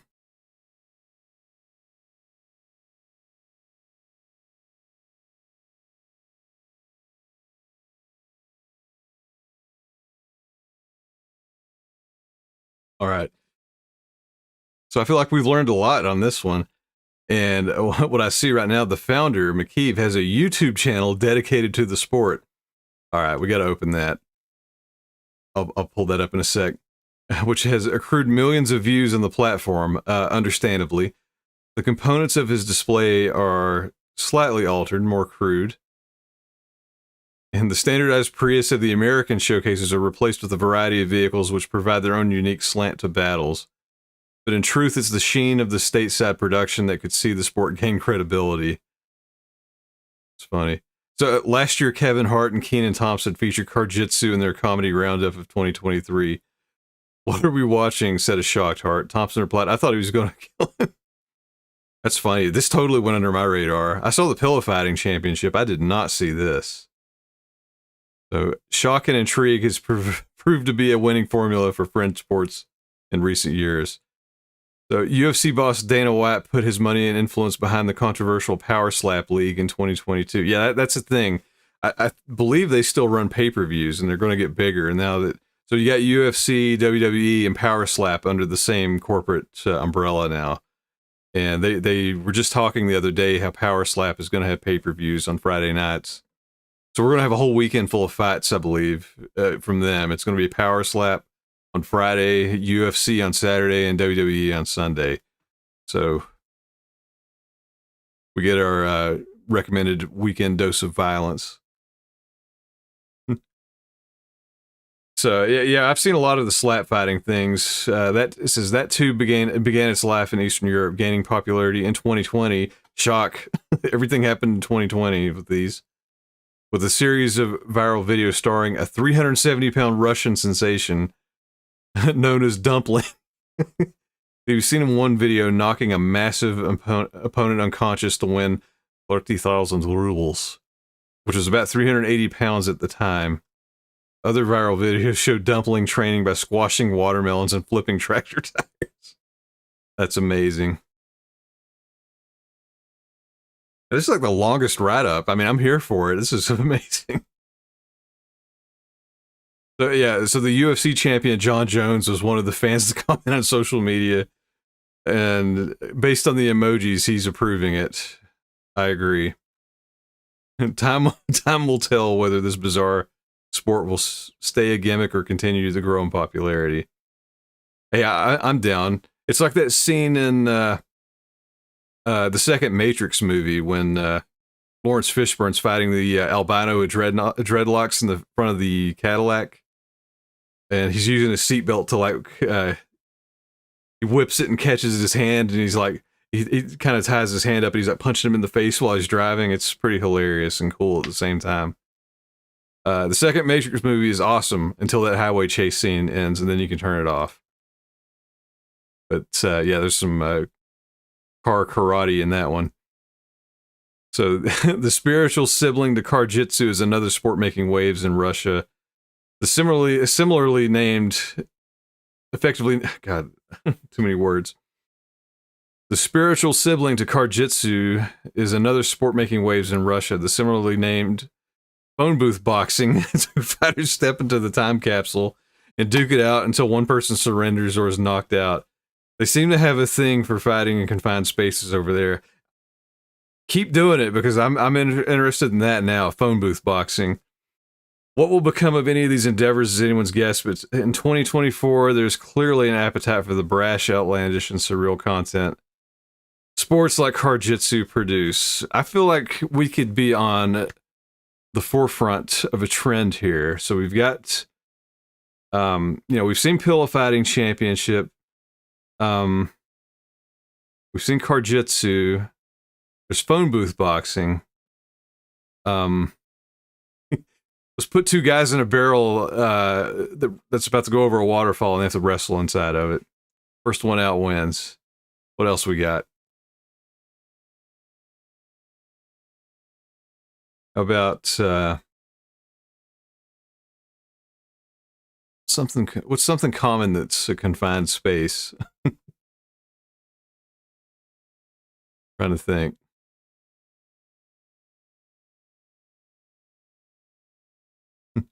Or should be? I'd watch Bathroom UFC. Yeah, forget about Bathroom UFC. That's pretty funny. Just like they could have two different two variations of Bathroom UFC. They could have they could have like the stall version where they just fight inside the stall. Then they have one where they have the whole bathroom and it's like Jim Carrey and Liar Liar fighting himself. His war confessional jitsu. I like that one. It's like confess. Somebody's got like the collar on. He's trying to make the other one rather than tap out or submit. You make them confess or knock them out. Like you reach the little hole and pull them through. You get the rosary around his neck. Forgive me. No. Man, I'm super into this now. When I'm offline, I've got some Googling to do.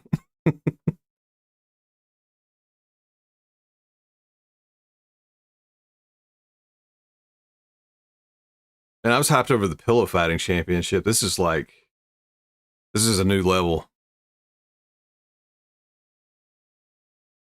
Last thing here, there is a photo gallery, although it's probably all the same photos we saw.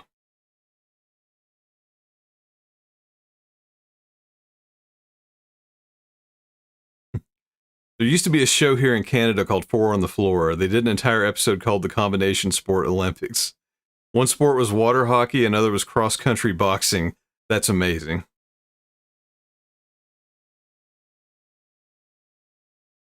Oh yeah, the YouTube channel. I need to pull that up. I about forgot.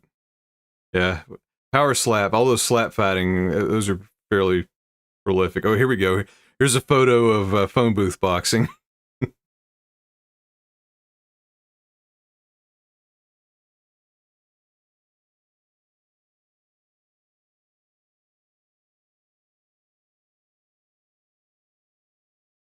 This is funny, but also like insanely dangerous at the same time. That seatbelt, man.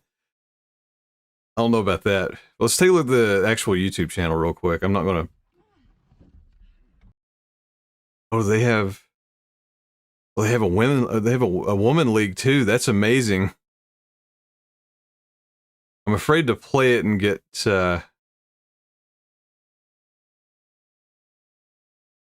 hit with anything. But yeah, here's the channel.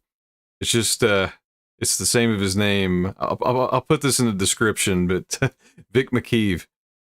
Yeah, it looks like they've got a women's division along with a men's division. So that's amazing. I'm gonna put this on my actual YouTube because I am subscribing to this channel immediately.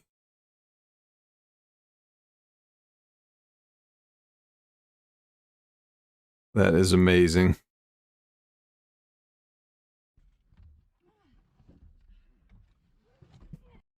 Be checking that out later.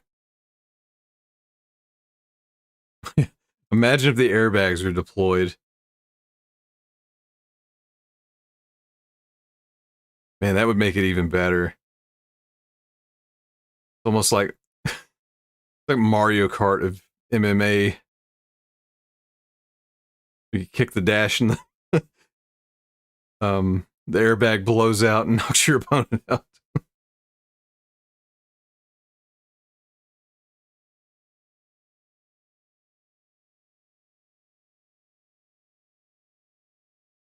Yeah.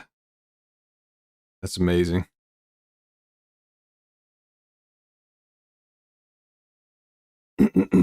Let's see. Well, speaking of Canada, I believe Tracelyn sent this one in. So we do so much Florida news. I figured let's just throw in some Canadian news. We don't hear much about Canada here in the U.S., which is odd, as close as we are. Like, personally, I know very little about Canada. It's like they're right there, and we don't. It's like we don't interact. All right, so a hockey game breaks out after a massive pileup on Quebec Highway. That does sound very Canadian. So this was on Yahoo a while back. Allow me to dust off my cliche game for a second and remind you all that with great adversity comes great opportunity, or something like that. A group of people involved in a massive pileup on Highway 40 near L'Assomption, Quebec, 45 kilometers northeast of Montreal, turned a pretty garbage situation into a much more pleasant one Sunday morning when an impromptu game of hockey broke out as travelers waited for emergency crews to reopen the road. That's hilarious. So we got a video here. Everybody just happened to have hockey sticks and a puck. I don't know why it went upside down, but okay.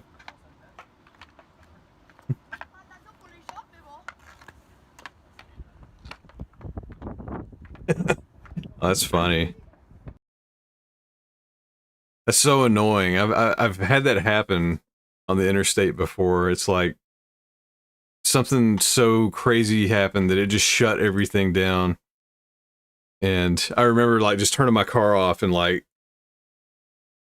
sitting on the guardrail and like I think I had a basketball and I was just like dribbling a basketball for like an hour before finally like things started to happen.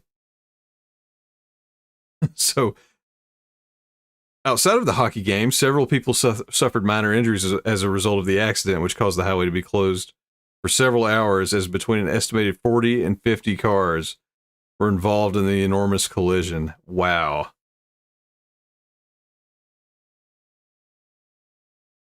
Yeah, that's a pretty Canadian thing to do, eh? Sorry, we're going to play hockey. That's funny. Thanks for sending that in. Yeah, does everybody just have a hockey stick and puck on them at all times? All right, this one's good too. This one, more Canadian stuff, also sent in by Tracelyn. All right. Hello. This is Dr. Bad Vibes. I have news not from Florida for a change, but from our neighbors to the north, Canada, which most of us American citizens know nothing about, even though they're right there. But we've got a story about the most Canadian car thief ever. He returns a stolen vehicle with a full tank of gas. So carjackings usually don't end with the alleged thief returning the vehicle with a full tank of gas, but that's exactly what happened in Nova Scotia this past weekend. Well, this is an old story, but back then. So, according to the Royal Canadian Mounted Police, a woman called police on December 9th to report their vehicle had been stolen from a parking lot. The owner of the vehicle said that she parked next to an identical vehicle that she was driving. When she returned back from her shopping, her vehicle was gone. But it turns out the person who stole the car didn't mean to take it at all. Police say the other motorist departed the business, climbed into the wrong vehicle, which was identical to his, and drove off. Somehow his key fob managed to work for the other car and unlock it. I was going to ask that, like, how do you have the same freaking car and the same key? But I guess it can happen with fobs. I don't know. I'm still driving like antiques. I have keys that you have to turn like a barbarian, so I don't have much experience with the fobs. The man soon discovered he was in the wrong vehicle and he immediately returned it, but filled up gas first. Wow. That is a very, very Canadian story. The owner of the vehicle then reimbursed him for the gas and all was well. Wow, that's like double Canadian. Talk about the most Canadian car theft ever. They're like, oh, sorry. But that was very wholesome and hilarious. trying to think. We had a similar, I mean, nobody drove off with the car. I remember I got gas and, gas. I've been in my car, like just sitting there, and I parked near a similar car, and somebody came up and like opened the door and then like saw me, and they're just like, "Oh God!" And they were like so apologetic, like they thought it was their car. And I feel like I've done that too. Like I think I was at a gas station. I walked up to another car that was almost identical to mine, and I was like, and then there's somebody sitting there looking at me. I'm like, "Oh, sorry," and I pointed at mine. And they're like, "Oh," I'm like, "Yeah." But that's hilarious. I'm shocked that the fob worked. But if it did, that's like the best case scenario.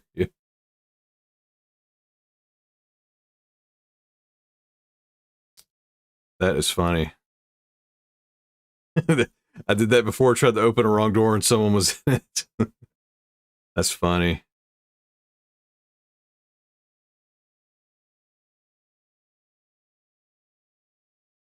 Yeah, I know I've done that a couple times.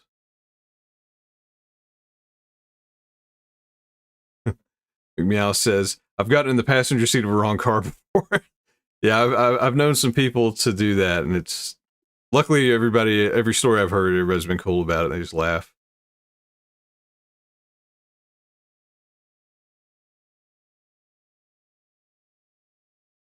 I'm trying to think. I feel like I have a story. It must have been like a friend, or I'd remember it more clearly. But yeah, I think it was the same thing. Like somebody got in the passenger seat in the front, and they're just like, "Oh, whoops." Leanne says, I once got into a car that was identical to mine. I looked at the passenger seat and knew it was not my car. Got out quickly. That's funny. Thanks for joining us, Leanne.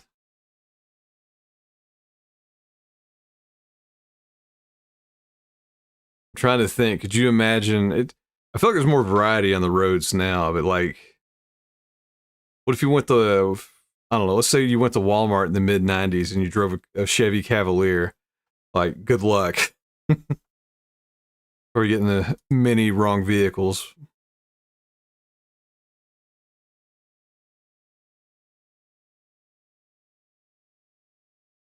All right, let's see here.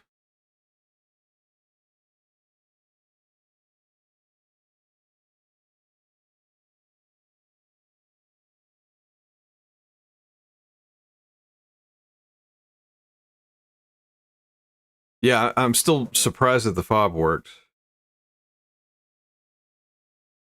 I've always wondered if that was a thing. I mean, there's, there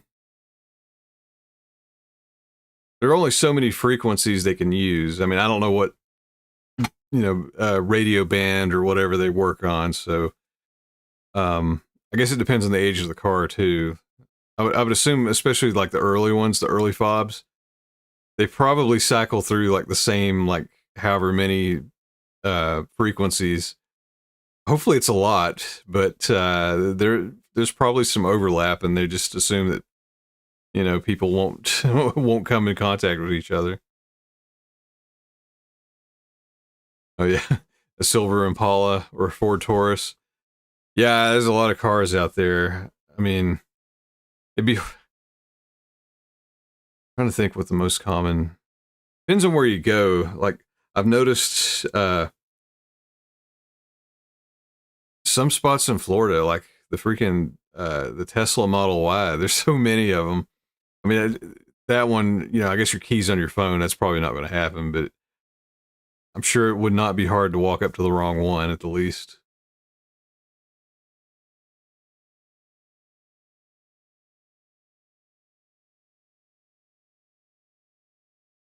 All right, I think Jen sent me this one to scare me.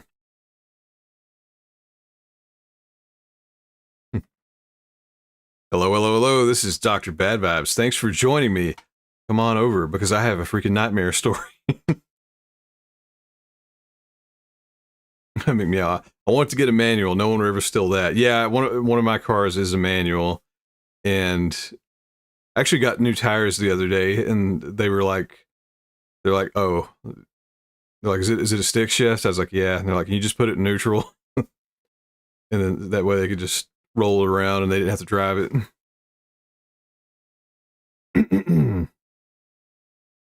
Man is stung in testicles by a scorpion at the Venetian Hotel as Las Vegas suffers mass infestation of venomous creatures. What happens in Vegas stays in Vegas. So a California man is suing the Venetian after waking up to the searing pain of multiple stings from a scorpion in his boxer briefs while on vacation at the Las Vegas hotel. The suits come amid a wave of reports of scorpions invading properties across Sin City and its suburbs, including America's most lethal species, the Arizona bark scorpion. One homeowner who claims to have killed over 22 scorpions on his property in recent months told local news that he suspects the deadly southwestern species has snuck into the city aboard palm trees imported for tract homes and other desert landscaping projects. No, thank you. So just one palm tree can have hundreds of scorpions hiding in them, according to representatives from one local pest control service who corroborated that view. I don't know much about scorpions, but I don't care if it's the wimpiest one. I don't want to be stung in the balls. So, the Arizona bark scorpion, they warn, is venomous and dangerous to young children, the elderly, people that are in poor health, and those that suffer an allergic reaction to the sting. The Las Vegas area has many types of scorpions, 23 to be exact. That's 22 more than I was aware of. And most of the scorpion species we see here are not something to worry about. While photos taken...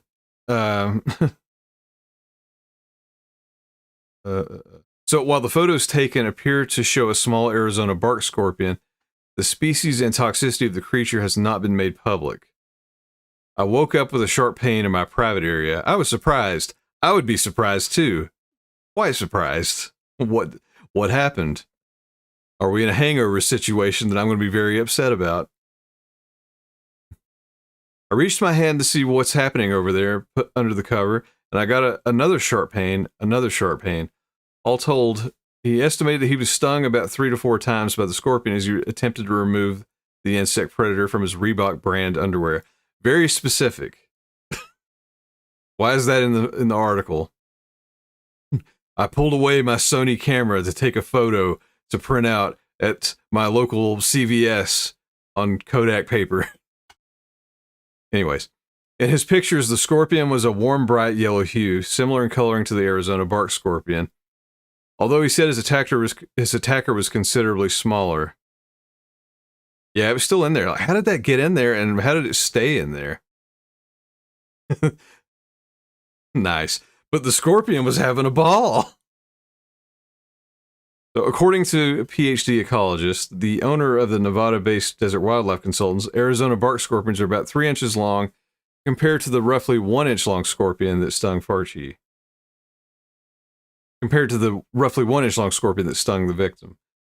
Around Las Vegas, this species is more likely to be found on block walls and inside houses than out on the desert. As such, this is the species most people are likely to see, and he added that they're quite common in some parts of the town. Additionally, the scorpion that attacked Sorry, I try not to say names. Additionally, the scorpion that attacked the man in his Venetian hotel room appears to have 2 dark eyes on top of its head, and what could be 3 pairs of lateral eyes. All strong indicators that the now dead creature was a juvenile bark scorpion. No, thank you.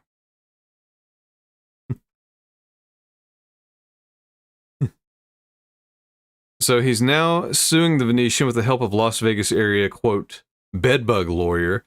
So we don't have, so there's enough ambulance chasers now that we're chasing bugs. We've got bug chasing lawyers.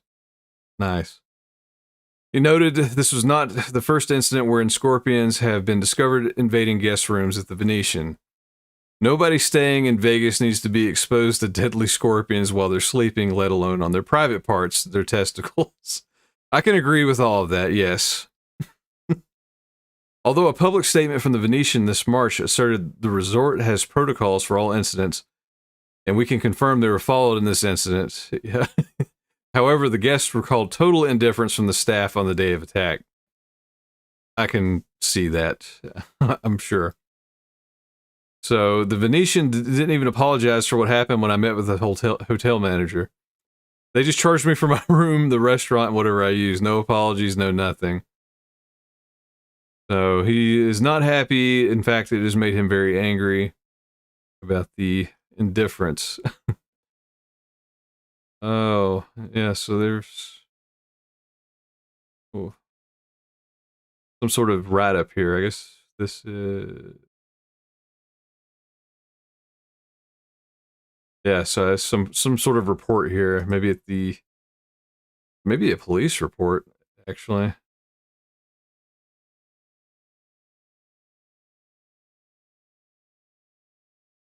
Let's see what we can learn about scorpions real quick. And also garbage ads that we don't care about. Okay. Yeah, it's like, let's delay the ad, but like try to make me miss the actual video I'm trying to play here. A scorpion invasion in the Southwest Valley has some in the area concerned. As the temperatures rise, bugs coming out in full force, with reports of scorpions popping up inside people's homes. Yeah! Balls! Give us those balls! This is a blacklight, one of many tools used to catch these venomous creatures. And those I spoke with say they've seen their fair share in the past couple of weeks here in the Southwest Valley. One of my friend's moms was sitting on the hot tub. I dare them to turn on a blacklight in the Vegas hotel room. You're going to see more than scorpions. And a scorpion crawled up and stung her in the leg. We found one on our wall closer to the ceiling. Which, of course, like we have animals in the house is always a little scary. Scorpion sightings on the rise in the Southern Highlands and Mountains Edge community. No, thank you. I tend to notice with a lot of houses in these neighborhoods, there's a lot of like bigger rocks where in between nooks and crannies, critters can hide. That was last month. A new father, Cameron Guyed, finding scorpions all over his house, even in his daughter's nursery prior to her being born. Jeez. Found them in almost every I knew this was a thing. I didn't realize how common it was. We definitely want to make sure that she's safe and protected. But I would say over the last few years, I've probably killed over 22 scorpions. Arizona bark scorpions are venomous and considered the deadliest kind to humans. Fortunately, he and his family have pest control, but while other neighbors around him don't, Guyed says it can only help so much. Unless every single neighbor gets pest control, then they'll always be in the neighborhood. I would have double pest control. The neighbors about it. Some have gotten pest control, but some don't really care about the scorpion. I would care a lot. Madison, thank you. Other ways to combat these pests by trapping them, similar to how you would with cockroaches on sticky paper or glue boards. We also have more on this story on our website, 8newsnow.com. That's what it takes. If I saw one scorpion, you could rename me the mucilage man. I would have freaking sticky stuff everywhere. Because no thank you. The little scorpion got in his underwear. Scorpion's like, get over here, balls. Try to do his fatality on that man's nuts. It continues. Scorpion sightings in Las Vegas tend to spike annually with long hot summers, stretching from March until fall. Can't agree. It is so hot in Vegas. I think when I went, it was like 113, which that was like, June or July. So, not a shock.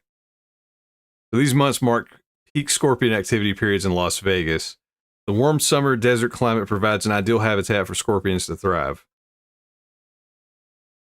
And so while this encounter is an outlier by the standards of the region's endemic scorpions, it is all too typical of the invasive Arizona bark scorpion, which alarmingly increasingly thrive in the city's cooler climate-controlled environments. I like the dude's attorney. It's like Walter White. He's got Heisenberg representing him in the courtroom there. Let him cook. Don't let him get stung. Anyway, unlike most scorpions, the Arizona bark scorpion stays around moist, wet areas. Like balls? No, like a backyard pool. In kitchens and bathrooms under the sinks, a representative from the pest control firm stated. One family in Las Vegas is so infested with Arizona bark scorpions in their house and garage and outside in the yard, they have taken to going out in their yard every night with a black light and stakes to kill these pests. Wow. I thought just tidying up the living room was bad enough. This month, scorpion reports exploded across the Las Vegas suburban communities, according to an investigation by the local CBS affiliate. And a local resident told the station that her neighbor was just recently stung while in their backyard while hanging out in a jacuzzi.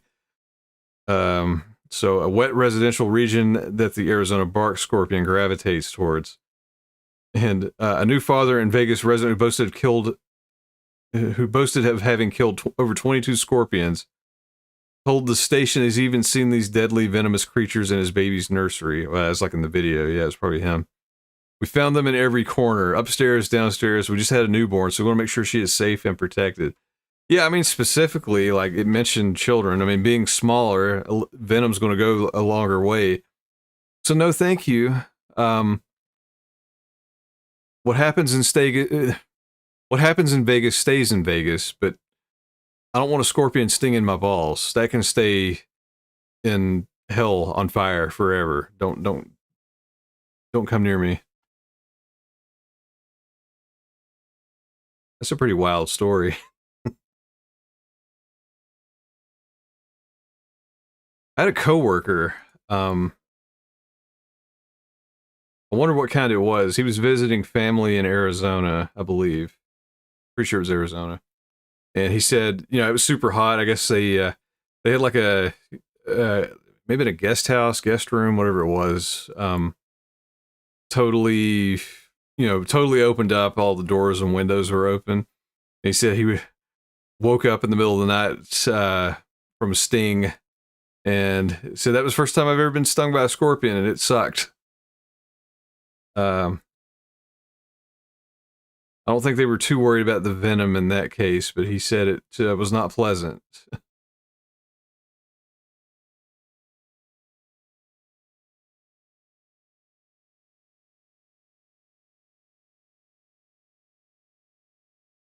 What we got here?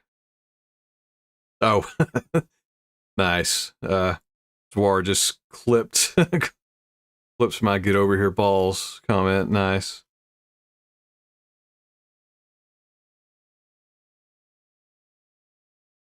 So yeah, that's a nightmare story. I think I got one more. Jen sent this one to me too. Is she sending a message? They're all about mutilated genitalia or damaged genitalia.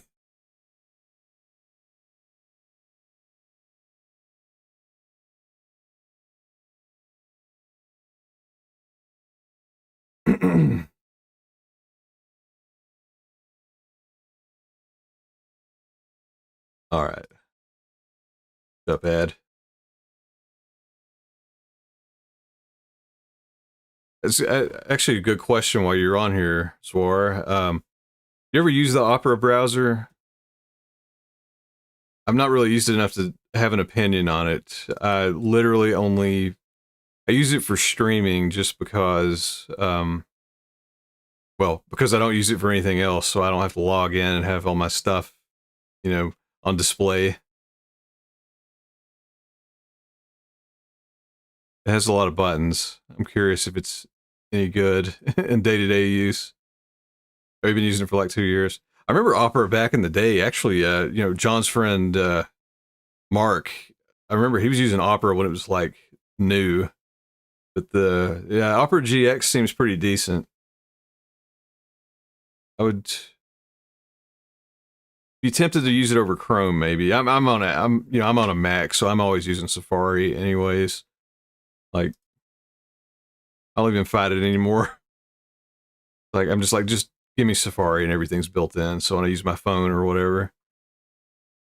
Leanne says, my brother-in-law lives in New Mexico and is always sending pictures of snakes and vicious bugs. Then asks when we're coming to visit. Yeah, really. There's a photo of my grandfather somewhere. And I believe, he's probably about the same size as me, if I remember correctly. He was, at least 6 foot, 6'2", something like that. There's a picture of him. I think he killed a copperhead, cut the head off, and he's like holding the snake, you know, he's got it in his hand like completely over his head and it's still touching the ground. That thing was wicked looking. Yeah, Zwar. It has some decent features. I didn't want to get Chrome. Google spies pretty hard. Yeah, I kind of feel the same way. Like, I feel like everybody's going to spy on us one way or another. I've sort of been stepping away from like Google and Microsoft stuff. I mean, Apple claims to be pretty privacy focused, so I'm okay using their stuff. But yeah, I've been using like DuckDuckGo for search engine, and well, like this channel, I have a Proton Mail account. Don't know how actually private that is now. I've heard some varying complaints on them, but I doubt it's as bad as Google at the end of the day. Like, I used to think it was insane, you know, like people say, oh, my phone's listening to me. And, you know, blah, blah, blah. But I feel like that may be the case now, because I've seen some ads pop up, and there's like no way they would have popped up unless something had picked up on our voice or like a conversation we had. It's scary. And yeah, I mean, Apple seems like they care about our privacy, so I feel all right about that for now. And I mean, all my stuff's Apple. I get scared going over to Windows, which actually, I mean, now that I'm streaming on Mac, I feel a little bit better, because now I've got Opera running and everything. The only downside of, you know, doing Mac over Windows is I was playing with the streamer bot, but there's no Mac equivalent, so it's like now I'm like, I don't know what to do about YouTube commands and interactions. I got to figure that out. And I was like, oh cool, Streamlabs has an OBS plugin now. I don't have to, you know, I've never wanted to use the Streamlabs OBS, but now it's only Windows. The Mac version's not out yet. So anyway, I got one more story here. Hello, hello, hello. This is Dr. Bad Vibes. I've got some news. Can you smell what's cooking? I hope not, because a boy age 15 suffers a charred penis after electrocuting his genitals while climbing on a train for a Russian social media stunt. So you may have seen the earlier video where I kind of chastised people's behavior on social media. Still valid. Don't do dumb stuff for social media. It means nothing. That being said, hello, please like, share, and subscribe my channel. Ding. So a teenage boy is in serious condition in a hospital after climbing on a train and electrocuting himself in the genitals. Was that on purpose? The 15-year-old fell on the rails in agony before being pulled onto the platform. And the boy was making a social media video when his stunt went wrong outside of Moscow. Oh, God. As he clambered onto the engine, his groin touched the pantograph connecting the train to an overhead live wire, giving him a severe electric shock. Instead of a spectacular stunt on camera and tons of likes, he received an injury that he will probably remember for the rest of his life if doctors save him. That's a little more grim than I expected. Okay, I hope he's okay. Dumb or not, I don't want anybody to get hurt. So, yeah.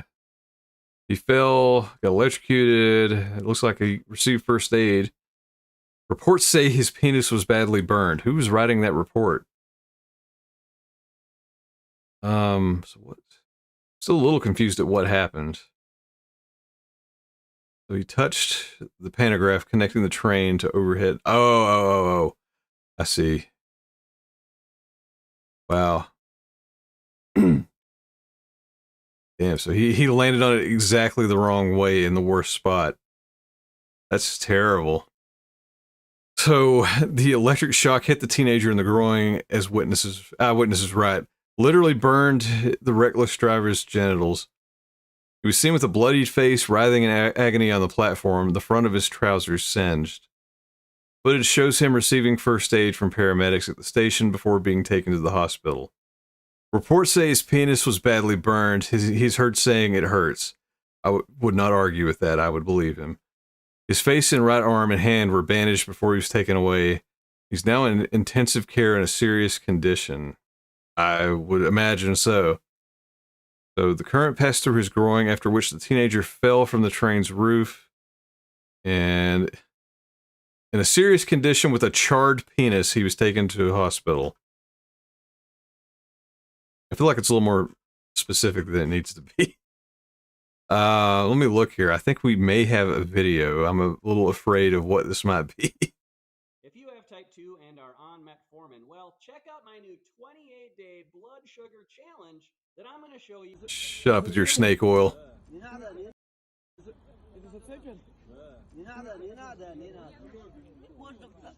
Oof. Big oof.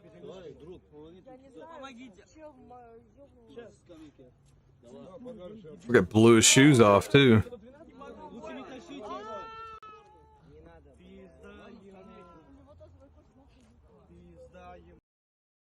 Yeah, don't do it for social media. It's not worth it. Wendy, and I get Botox Cosmetics. Don't do dumb stuff for social media. Like eat a hot chip on stream for likes and views. Yeah, actually don't. But I mean, for real, don't do dumb stuff on social media. I've seen people do things in person. Luckily, they have not gotten hurt, but it's just idiot stuff, like jumping in the fountains and, you know, climbing on stuff or doing crap around traffic. It's not worth it. Like, who cares if you get likes? Also, don't burn your dong off.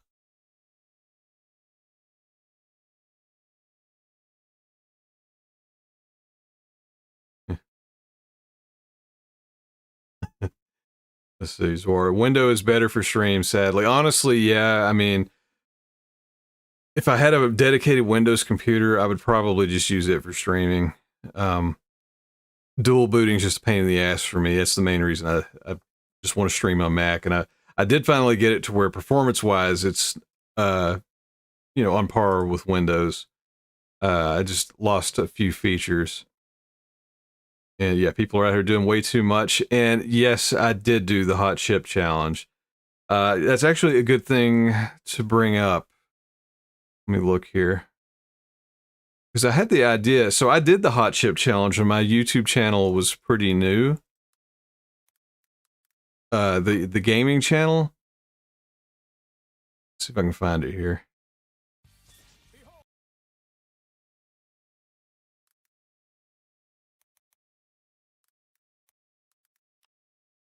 So, much like the, all those weird fighting championships, while I was locked up during the pandemic, I think I'd just picked up a hot chip somewhere. I mean, you could find them all over the place then. I think that was when you had to mail in for them, but I would occasionally see them in the store. And anyway, I can't remember. I'll click it in a second. It was some random number. I think I'd hit like 4,000 subscribers or whatever. And I was like, oh, let's celebrate with something stupid. I'll do this hot chip challenge that I've had for a year or whatever. And I did not realize how freaking hot those things are. Obviously, I knew they were hot, but I eat hot stuff. Like, I'll go to the Thai restaurants and order the native spicy, and they all tell me not to, and then eat it, and then you're like, oh, okay, well, he's not going to scream or whatever, he's fine. And, you know, I can handle some heat, is what I'm getting at. But this, my God, this was the hottest thing I've ever eaten. Meet your next pillow. So, just a little backstory, a little more. So, this was the chat. Well, you know what? While I got it up here, how about we just watch it and, you know, I won't play the entire thing. Let's just take a look at it, see how things have changed and how stupid this was. I'll add a little commentary because as you can see, it only has 328 views. Nobody freaking watched this thing. It was not worth it. Much like we were saying with the social media earlier. So yeah, there's a little preview.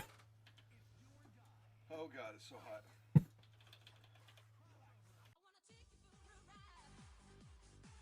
Yeah, 4,000 subscribers.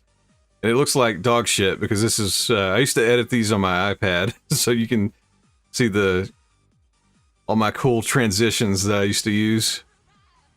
Alright, so the premise behind this, make it a little bigger here. The premise behind this was, I was playing,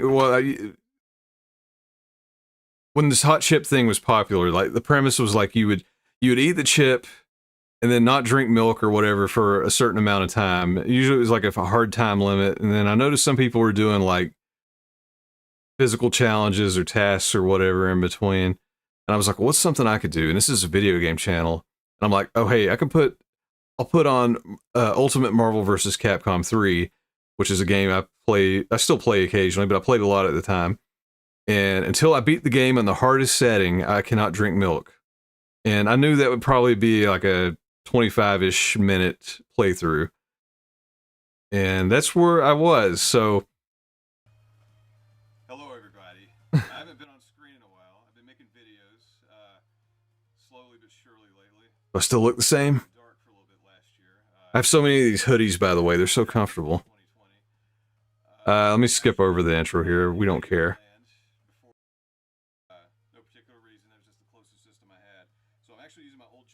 A webcam looked like shit back then. I'm glad I got a new one. I rarely show up on my video game channel, by the way.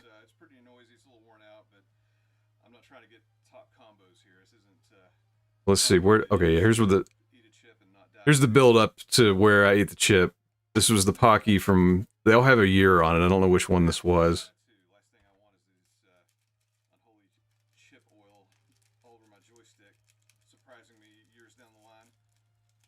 I'm not going to play I'll play the high points here. I'll link this video in the description if anybody wants to go back and really watch this.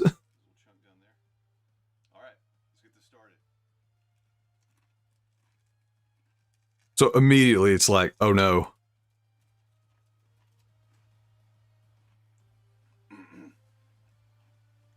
That's hot.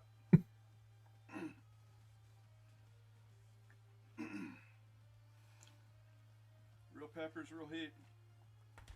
Real hot. Alright, let's start this now. So, that was so hot. I mean, it immediately lit me on fire. And,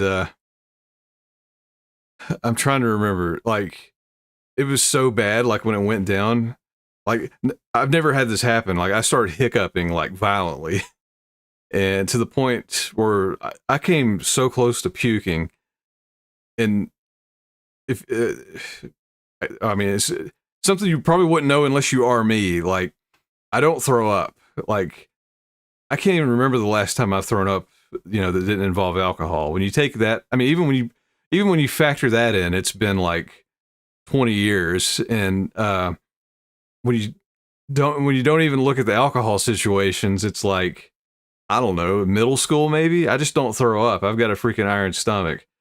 This came close. And let's see. Oh, can you not hear sound on the video?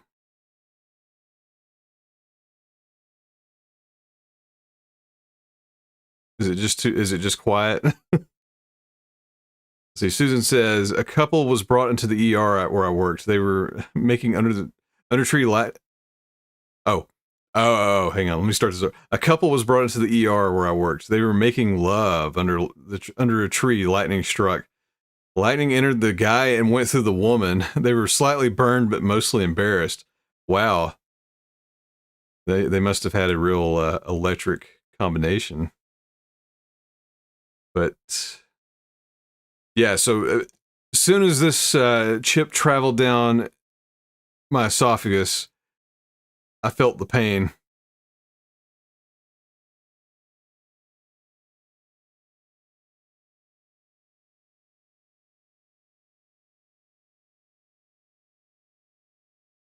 1 sec. This is the video. This is the video had no sound.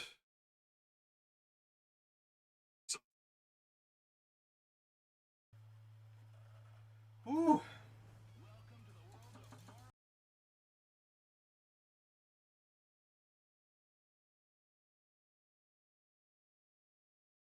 Sorry, 1 sec. Video had no sound.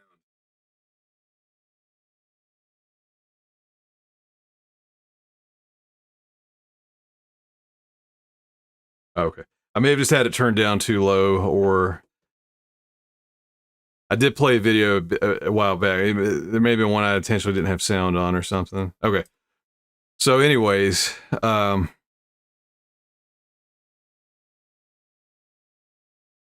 yeah, you can see it in my face. Yeah. Oh yeah. The other thing is it's harder to tell on this camera. I can't remember what I was.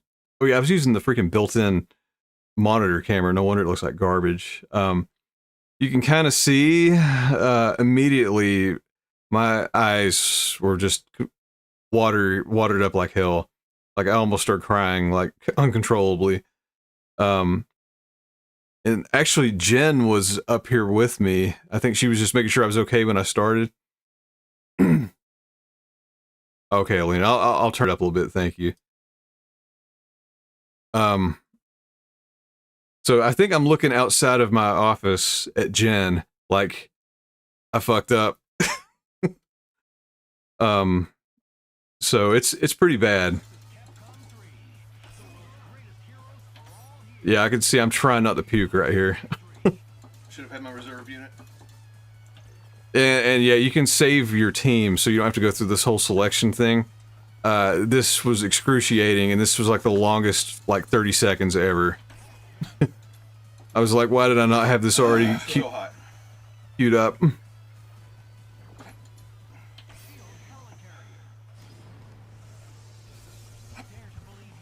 Yeah, see the hiccups right there. But no milk, no nothing. God, it's so hot. I'm sucking it up. So, again, the premise is I have to play through this freaking spastic, super fast, input-heavy game while trying not to lose it.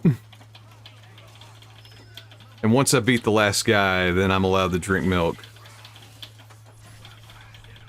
I'm not going to play the whole thing. I'm just going to kind of skip around. Let's see what we got here. It's so hot.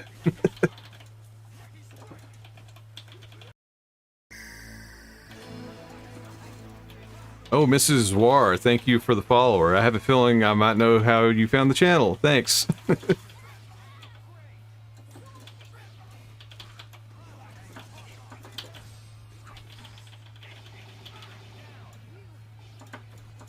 So, yeah, this is like halfway through. I'm wiping the tears away. Much like Wesker, I am in the chaos dimension right now. Ooh, my mouth is on fire. I actually lasted so long playing this that the fire kind of went out. I literally, it's probably visible in the video, I literally had tears coming down my face. Yeah, I was crying from the pain. Here, I'll skip to the end here. Yeah, Marsha, that is very true. The problem is twofold. Going in was pretty bad. Coming out was a nightmare that I was not prepared for. And yeah, they took these chips off the market because it took out some high school kid. The funny, well, not funny, but the coincidental part about that same chip, I happened to be going through a convenience store and they had one on the shelf, so I still have one. I want my milk. Holy crap. So yeah, I've got another one of those Pocky chips in the pantry here. I've been saving that for some other idiot stupid day that I may have. So Susan says I hiccup when things are hot. I guess that's a thing. I did not know. I've never had that happen. That shocked me, and it was It was pretty horrible. That's not what I meant to do. Let me skip it. Just gonna skip to the end here. So, yeah, worth it, right, Iniv?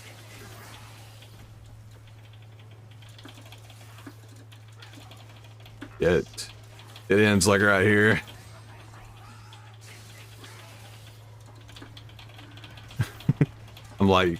I'm struggling so bad. Oh, there we go. So hot. Oh. Oh, God. Spit out that fire. At the timer. 20. It was about 22 minutes. Hey, Carrie, how are you? That was way hotter than I expected. That's no joke. Yeah, we're rewatching a video that got no views on my other channel. This is about 3 or 4 years. Well, I guess it was like 4 years ago. This is like right during. This is during the beginning of lockdown, and I had one of these hot chips I'd been sitting on. I was like, "Hey, I've got 4,000 subscribers. I'm going to celebrate by eating it," and annihilated my internals. Oh, wow. But hey, the fire's out now. The milk did help. This video and the torture that I unwittingly put myself through. But let me just say again, thanks to everyone that subscribes to this channel, that comes back and watches. I really appreciate it. Yeah, so I appreciate it so much I lit my stomach on fire. Yeah, I don't recommend it. If you want to see the whole thing, I'll link this video. I may do another one in the future. Like I was saying, I do have I still have one chip left. I don't remember, so they change them every year, and I don't know. I know that I have the yellow box. I think. Well, yeah, that would make sense. God, 2021. Yeah, I think that's the one I have. The yellow, like, cheesy looking skull. Did it burn coming out? It did a little bit. The worst part was when it was just sitting inside my stomach. Like, I felt like my intestines were just tied up in knots. And it's like, I actually wanted to throw up. It hurt so bad. Like, I could feel the burning, like, deep inside of me, and I just could not get it out. It wouldn't go out top or bottom. It was just stuck burning for like all night long. And then I think finally it all just said, all right, I'm done. And just like, it all just dumped out. And then I felt fine. And I was like, was that worth it? Probably not. So I should probably listen to my own future self-advice, you know, compared to this video, and don't do idiot stuff for social media. But I do still have this one. So maybe I may have to do it again at some point. The thing, it's the 2021 version, so it's like 3 years later. Yeah, this one, so it says Carolina Reaper and Scorpion Pepper. I don't know what a Scorpion Pepper is. The Carolina Reaper was what was in that original chip I ate, and that was pure fire. It hurt so bad. I wouldn't recommend doing it, but I have one. I've got one on reserve, so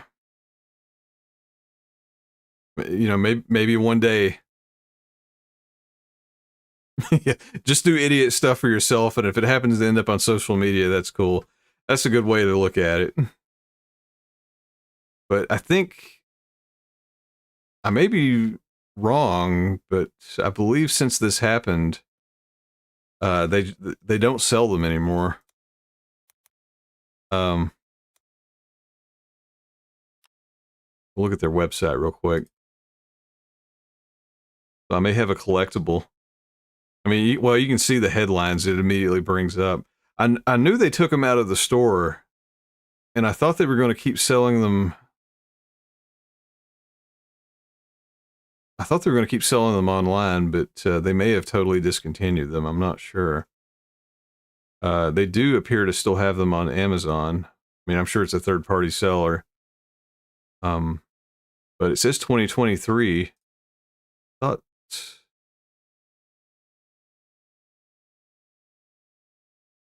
that story happened. As I'm saying this, is this breaking news?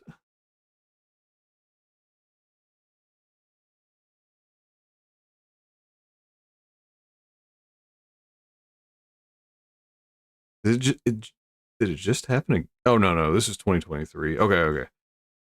It's got this the search engine's making it look like this is new news 11 hours ago, 7 hours ago, but no, this is the one that we heard about. It's weird. I guess they're just farming for clicks to make it look like it's new. Where is Pocky's website? But I do feel pretty certain that they took them off the market.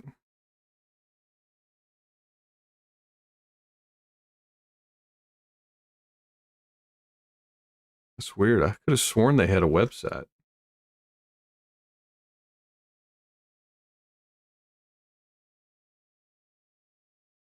I don't know. There's some 2023 ones left, so if I want to be stupid, I guess there's still avenues to pursue that. They have other ones. I do have some of the hot sauce from Hot Ones. Let me see if I the Mega Death sauce. Got the little skull key. Yeah, this one. I have this one, and it is unbelievably hot. I can't remember where this ranks on the Hot Ones list, but it's pretty hot.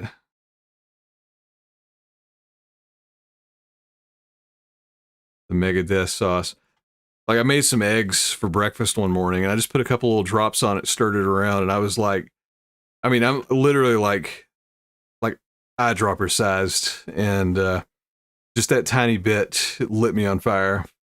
No, nothing like the chip. I mean, this was within the realm of, like, you know, being able to eat and enjoy, but it was like, wow, it got really hot from just a microscopic amount. Leanne, I love my GI system too much to go spicy.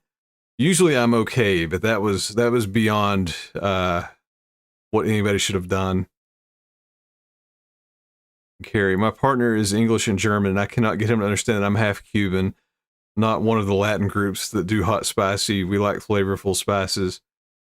I don't know. I may have just built up a tolerance because, I mean, I'm like German and whatever other European mutt that's mixed in. I'm very white, and spicy stuff's never really bothered me. But I mean, but I like eating it, so maybe I've just built up a tolerance over time. I don't know. Marcia, back in the day, spicy stuff did not bother me at all. Nowadays, barf. Like, straight up in grad school, one of my friends, well, it was a big group of friends, and one of the girls was, well, still is. It's not like she's not changed. She's Thai, like, you know, actually moved here from Thailand when she was younger. And so she cooked a lot of, like, traditional Thai dishes, and we had, like, some potlucks and stuff. And I don't remember what she made. It maybe noodles or something like that. And anyway, so I was like, well, just a little context. The joke in grad school was I was the egg, because, like, the whole group of friends were mostly Asian, except for me, the one white dude, and there was an Indian guy too. So they called me the egg. Because I'm white on the outside, yellow on the inside, haha. But she made whatever Thai dish it was, some kind of noodles. So I got a big scoop of it, and everybody's like, no. I'm like, yes. And they're like, no, it's hot. And I'm like, yes. And so they were like, you know, waiting with bated breath, like I was gonna immediately, like, get killed by it or something. But I mean, it was spicy. It was really good too. I took a bite and I was like, I'm good. And I was like, it's really tasty and it's right level of spice. And she's like, wow. She's like, you're the only white boy I've seen that's eaten that. I was like, I don't know. But as Carrie says, you grew up in the South. Spicy is the exception here. That is true. I do like, you know, I mean, again, it was probably building up a tolerance. I used to put Tabasco on, you know, well, and still do, or some variation. I like to put hot sauce on chicken of all types, eggs, whatever. I guess it is a Southern thing to an extent.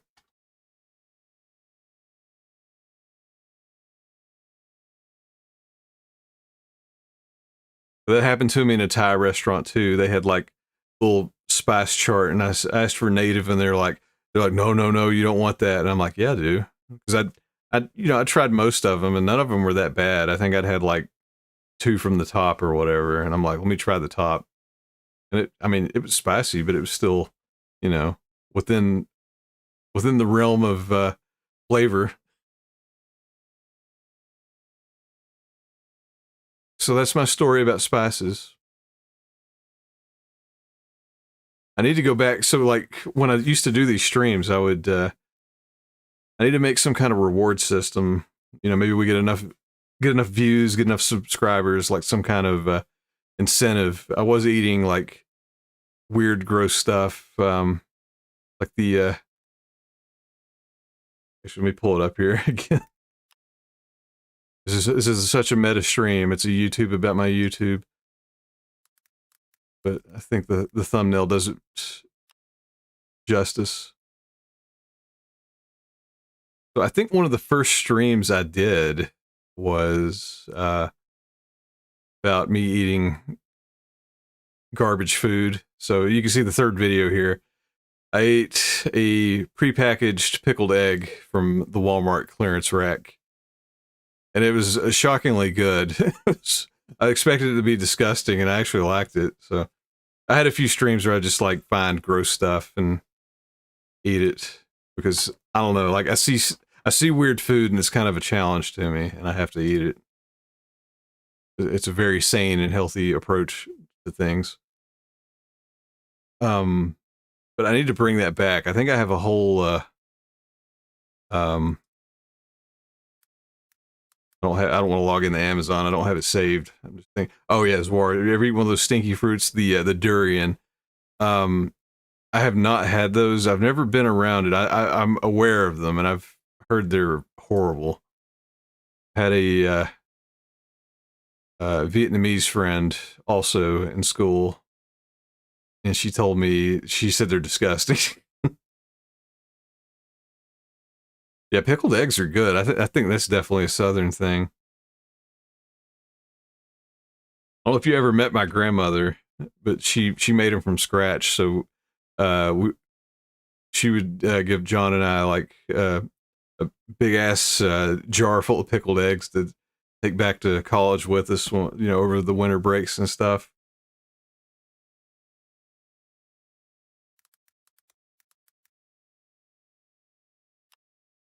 But I've got Amazon pulled up here. I've been making a list of like the dumbest stuff I could eat. Some of it's probably not gross. It's just gimmicky, like the pickle cotton candy. I want to get some of this. Well, and it's like, I'm talking about this. I totally forgot. There was some streamer.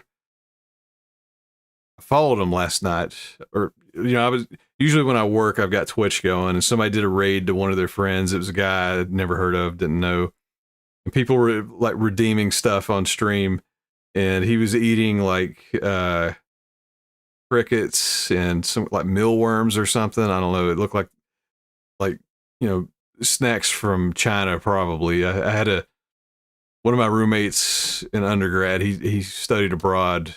Or 2 in China. He brought back all these weird snacks. So I definitely had grasshopper and something else. He had a bunch of weird stuff that I tried.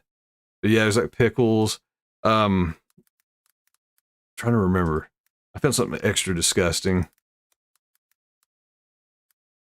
I found a hamburger astronaut food.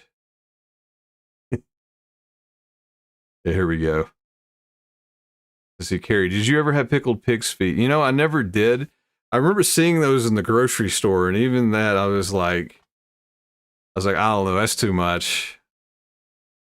Like, they're freaking feet. So they've been stepping in like pig shit and stuff. So I'm like, I don't care how good they've cleaned them. I don't know about that. Although if it were a challenge or some kind of thing like that, if I was actively challenged, like, hey, I dare you to eat this, you know, my freaking inner Marty McFly would kick in and I'd have to eat it.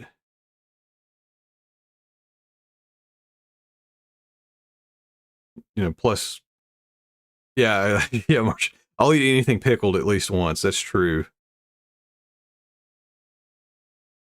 And Carrie, when I streamed on Twitch, I'd redeem points for eating olives because I hate them, but also name my black lab Olive. I freaking love olives. It was actually just, we ate it, or it was delivery, but we had got restaurant Italian the other week, whenever it was, I can't remember, but yeah, they had a bunch of like fancy restaurant olives and olive oil with the pits and everything. I love those. But yeah, this is something I'd like to get some of this insane stuff like this, maybe for big redemptions of some sort. So the astronaut hamburger in a tube. I believe this is a Russian company, so who knows how horrendous this is. Flavor is Texas burger. They have a whole line of stuff. They've got fries and chicken nuggets. Here's some stuff. There's some stuff I'm aware of. Yes, them fancy restaurant olives. Not those Mario pimento things. I mean, everybody's probably seen this, the Lester's Fixins. I'd probably do this. I feel like this has been done to death. The Thanksgiving dinner weird sodas. I'd try it.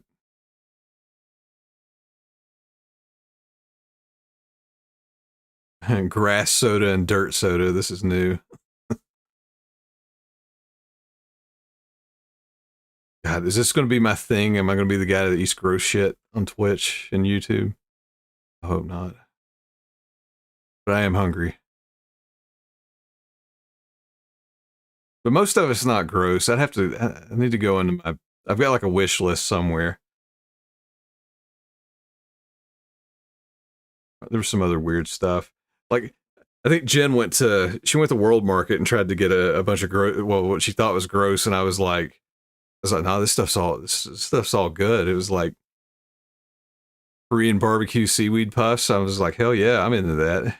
And I don't remember what else. I mean, it was mostly like Asian and Indian stuff that in most cases I'd had before, and I was like, yeah, I can eat that.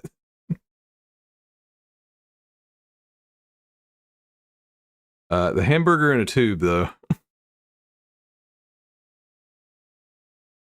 Or some bars I worked at told me to stuff blue cheese olives. I said, fuck that, and just told people we're out. I will say that the one thing, there's not much stuff that I will not eat. I hate blue cheese.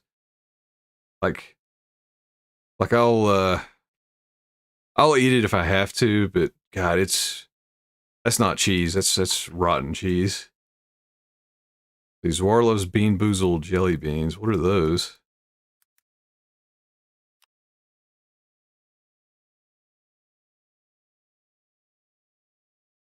Is it just like a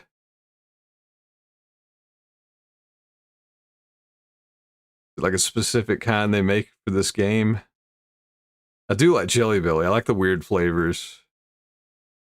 I feel like there was a place in... I can't remember why we went there. I think it was in Jonesboro, Tennessee, in the historic part. They had some... It may have been like one of those general stores. I think they have them around. Maybe the Mass General Store. I don't know if that's what it was. Whatever it was, but they had one of those big Jelly Belly walls, and they had all the weird flavors. And I remember they had like a section of like the specifically weird ones, and they had I don't remember if it was like specifically that or if you had to eat like a combination of 3 to do it, but I remember they had Bloody Mary, and it tasted shockingly like Bloody Mary mix, and I was down for that. And I love the popcorn jelly beans. I'll freaking eat those. Like, I'll pick those over any flavor. Are people forcing you to eat blue cheese? Who are these monsters? Nobody, luckily. I used to have, I worked in a place that had a cafeteria, and whenever they did chicken tenders, they would dip them in this like blue cheese, like buffalo sauce. And it was horrible. That was like the worst blue cheese I'd ever had. And I was like, please don't do that. And they did it by accident once, and I was just like, I never do this. I'm like, I'm not this person, but I can't eat this. I was like, this blue cheese is nasty. I asked for no blue cheese. Can you give me ones that aren't this?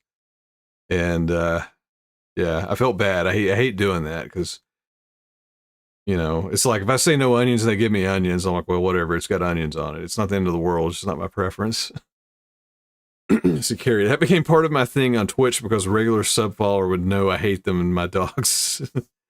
Let's see. Oh, okay. So yeah, I see that now. So there's a game where Jelly Bellies are good and bad flavors, including vomit. You don't know what you're getting. Yeah, I think when Harry Potter first got big, I remember one of my roommates or friends, whoever it was, they had the every flavor pack or whatever, and I think it had the gross ones like earwax or whatever else was in it. Can't remember if I got one or not. Oh God, I'm seeing some of these flavors: rotten egg, booger, dead fish, lawn clippings, barf, stinky socks, spoiled milk, moldy cheese. It's probably just blue cheese. Canned dog food. Ugh. Yeah, that dog. Freaking wet dog food. That's one of the few things I'm just like, nah, I'm not into it. I mean, I know dogs love it. We would give it to the dogs, but I'm like, man, I'm not into that smell. Like the Alpo or whatever, not the not the fancy kinds.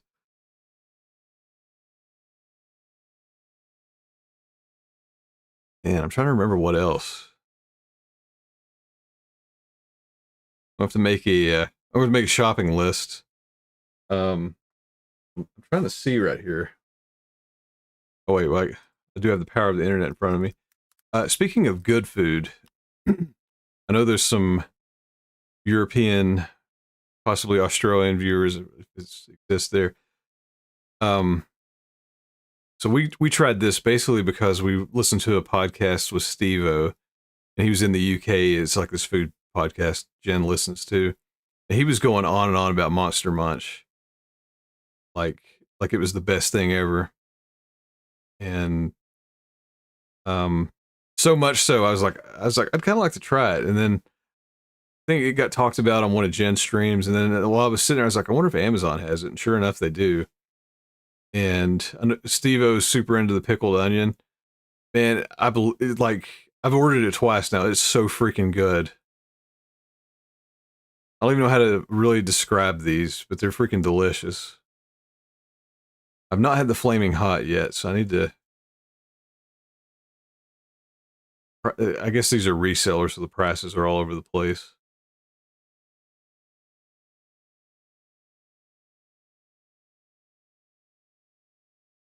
But yeah, pickled onion, freaking delicious.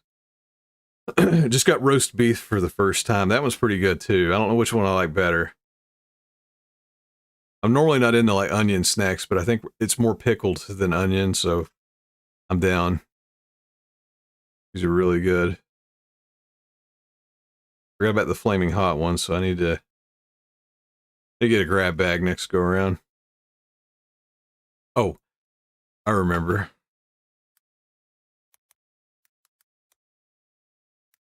My holy grail of gross food. I want to do this one for like some kind of big incentive down the line. if anybody still makes it. I actually saw one in a store a long time ago, and I almost bought it, and then I mean, I wasn't doing dumb stuff on the internet, so I didn't. I'll have to look.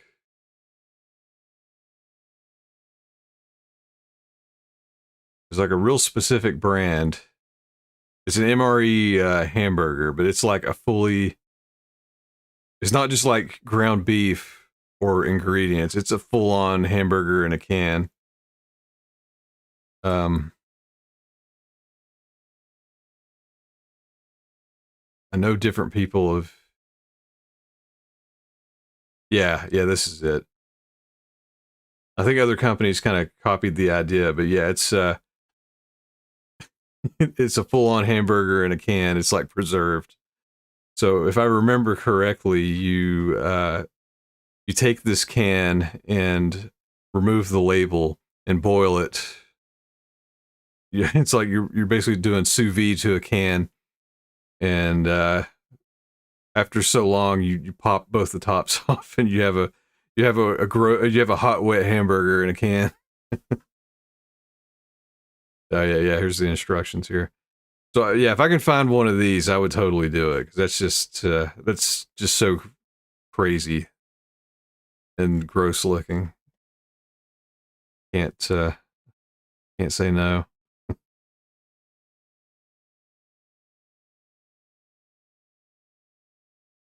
Well,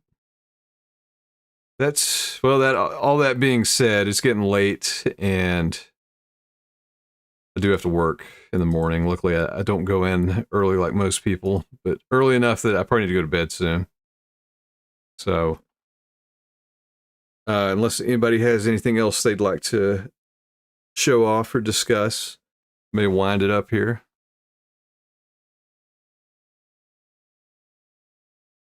While I'm doing that, I'm gonna see who's live on Twitch. Give somebody a little raid, maybe.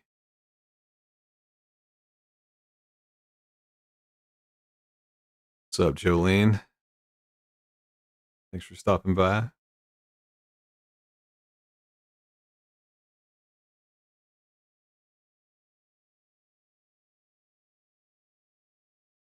Let's see.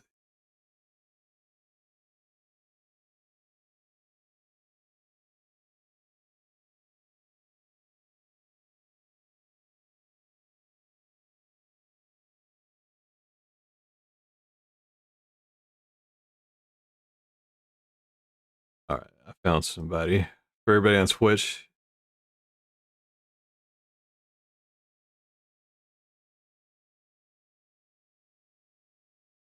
an innovative person if you're into retro games. I can't remember where he's based out of. I think it's a guy from Texas, may live somewhere else. Plays on old CRT screens on retro systems. Basically, he's a cowboy that plays video games, and he's got very visually interesting setups. So I'll send this to him over here on the Twitch side. And then over here on YouTube, I'm going to end the stream as well. No raid on YouTube, I don't believe, so I'll just end it. See.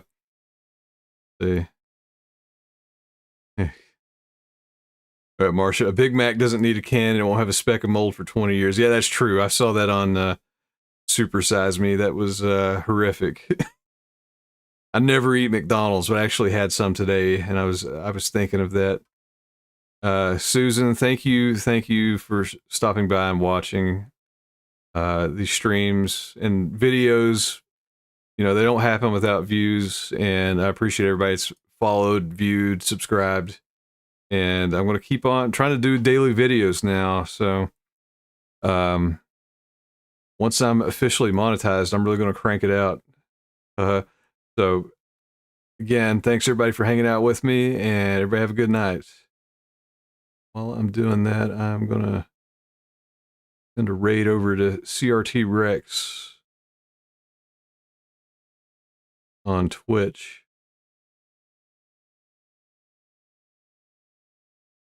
That's cool. He's playing Ghosts and Goblins. It's one of my favorites.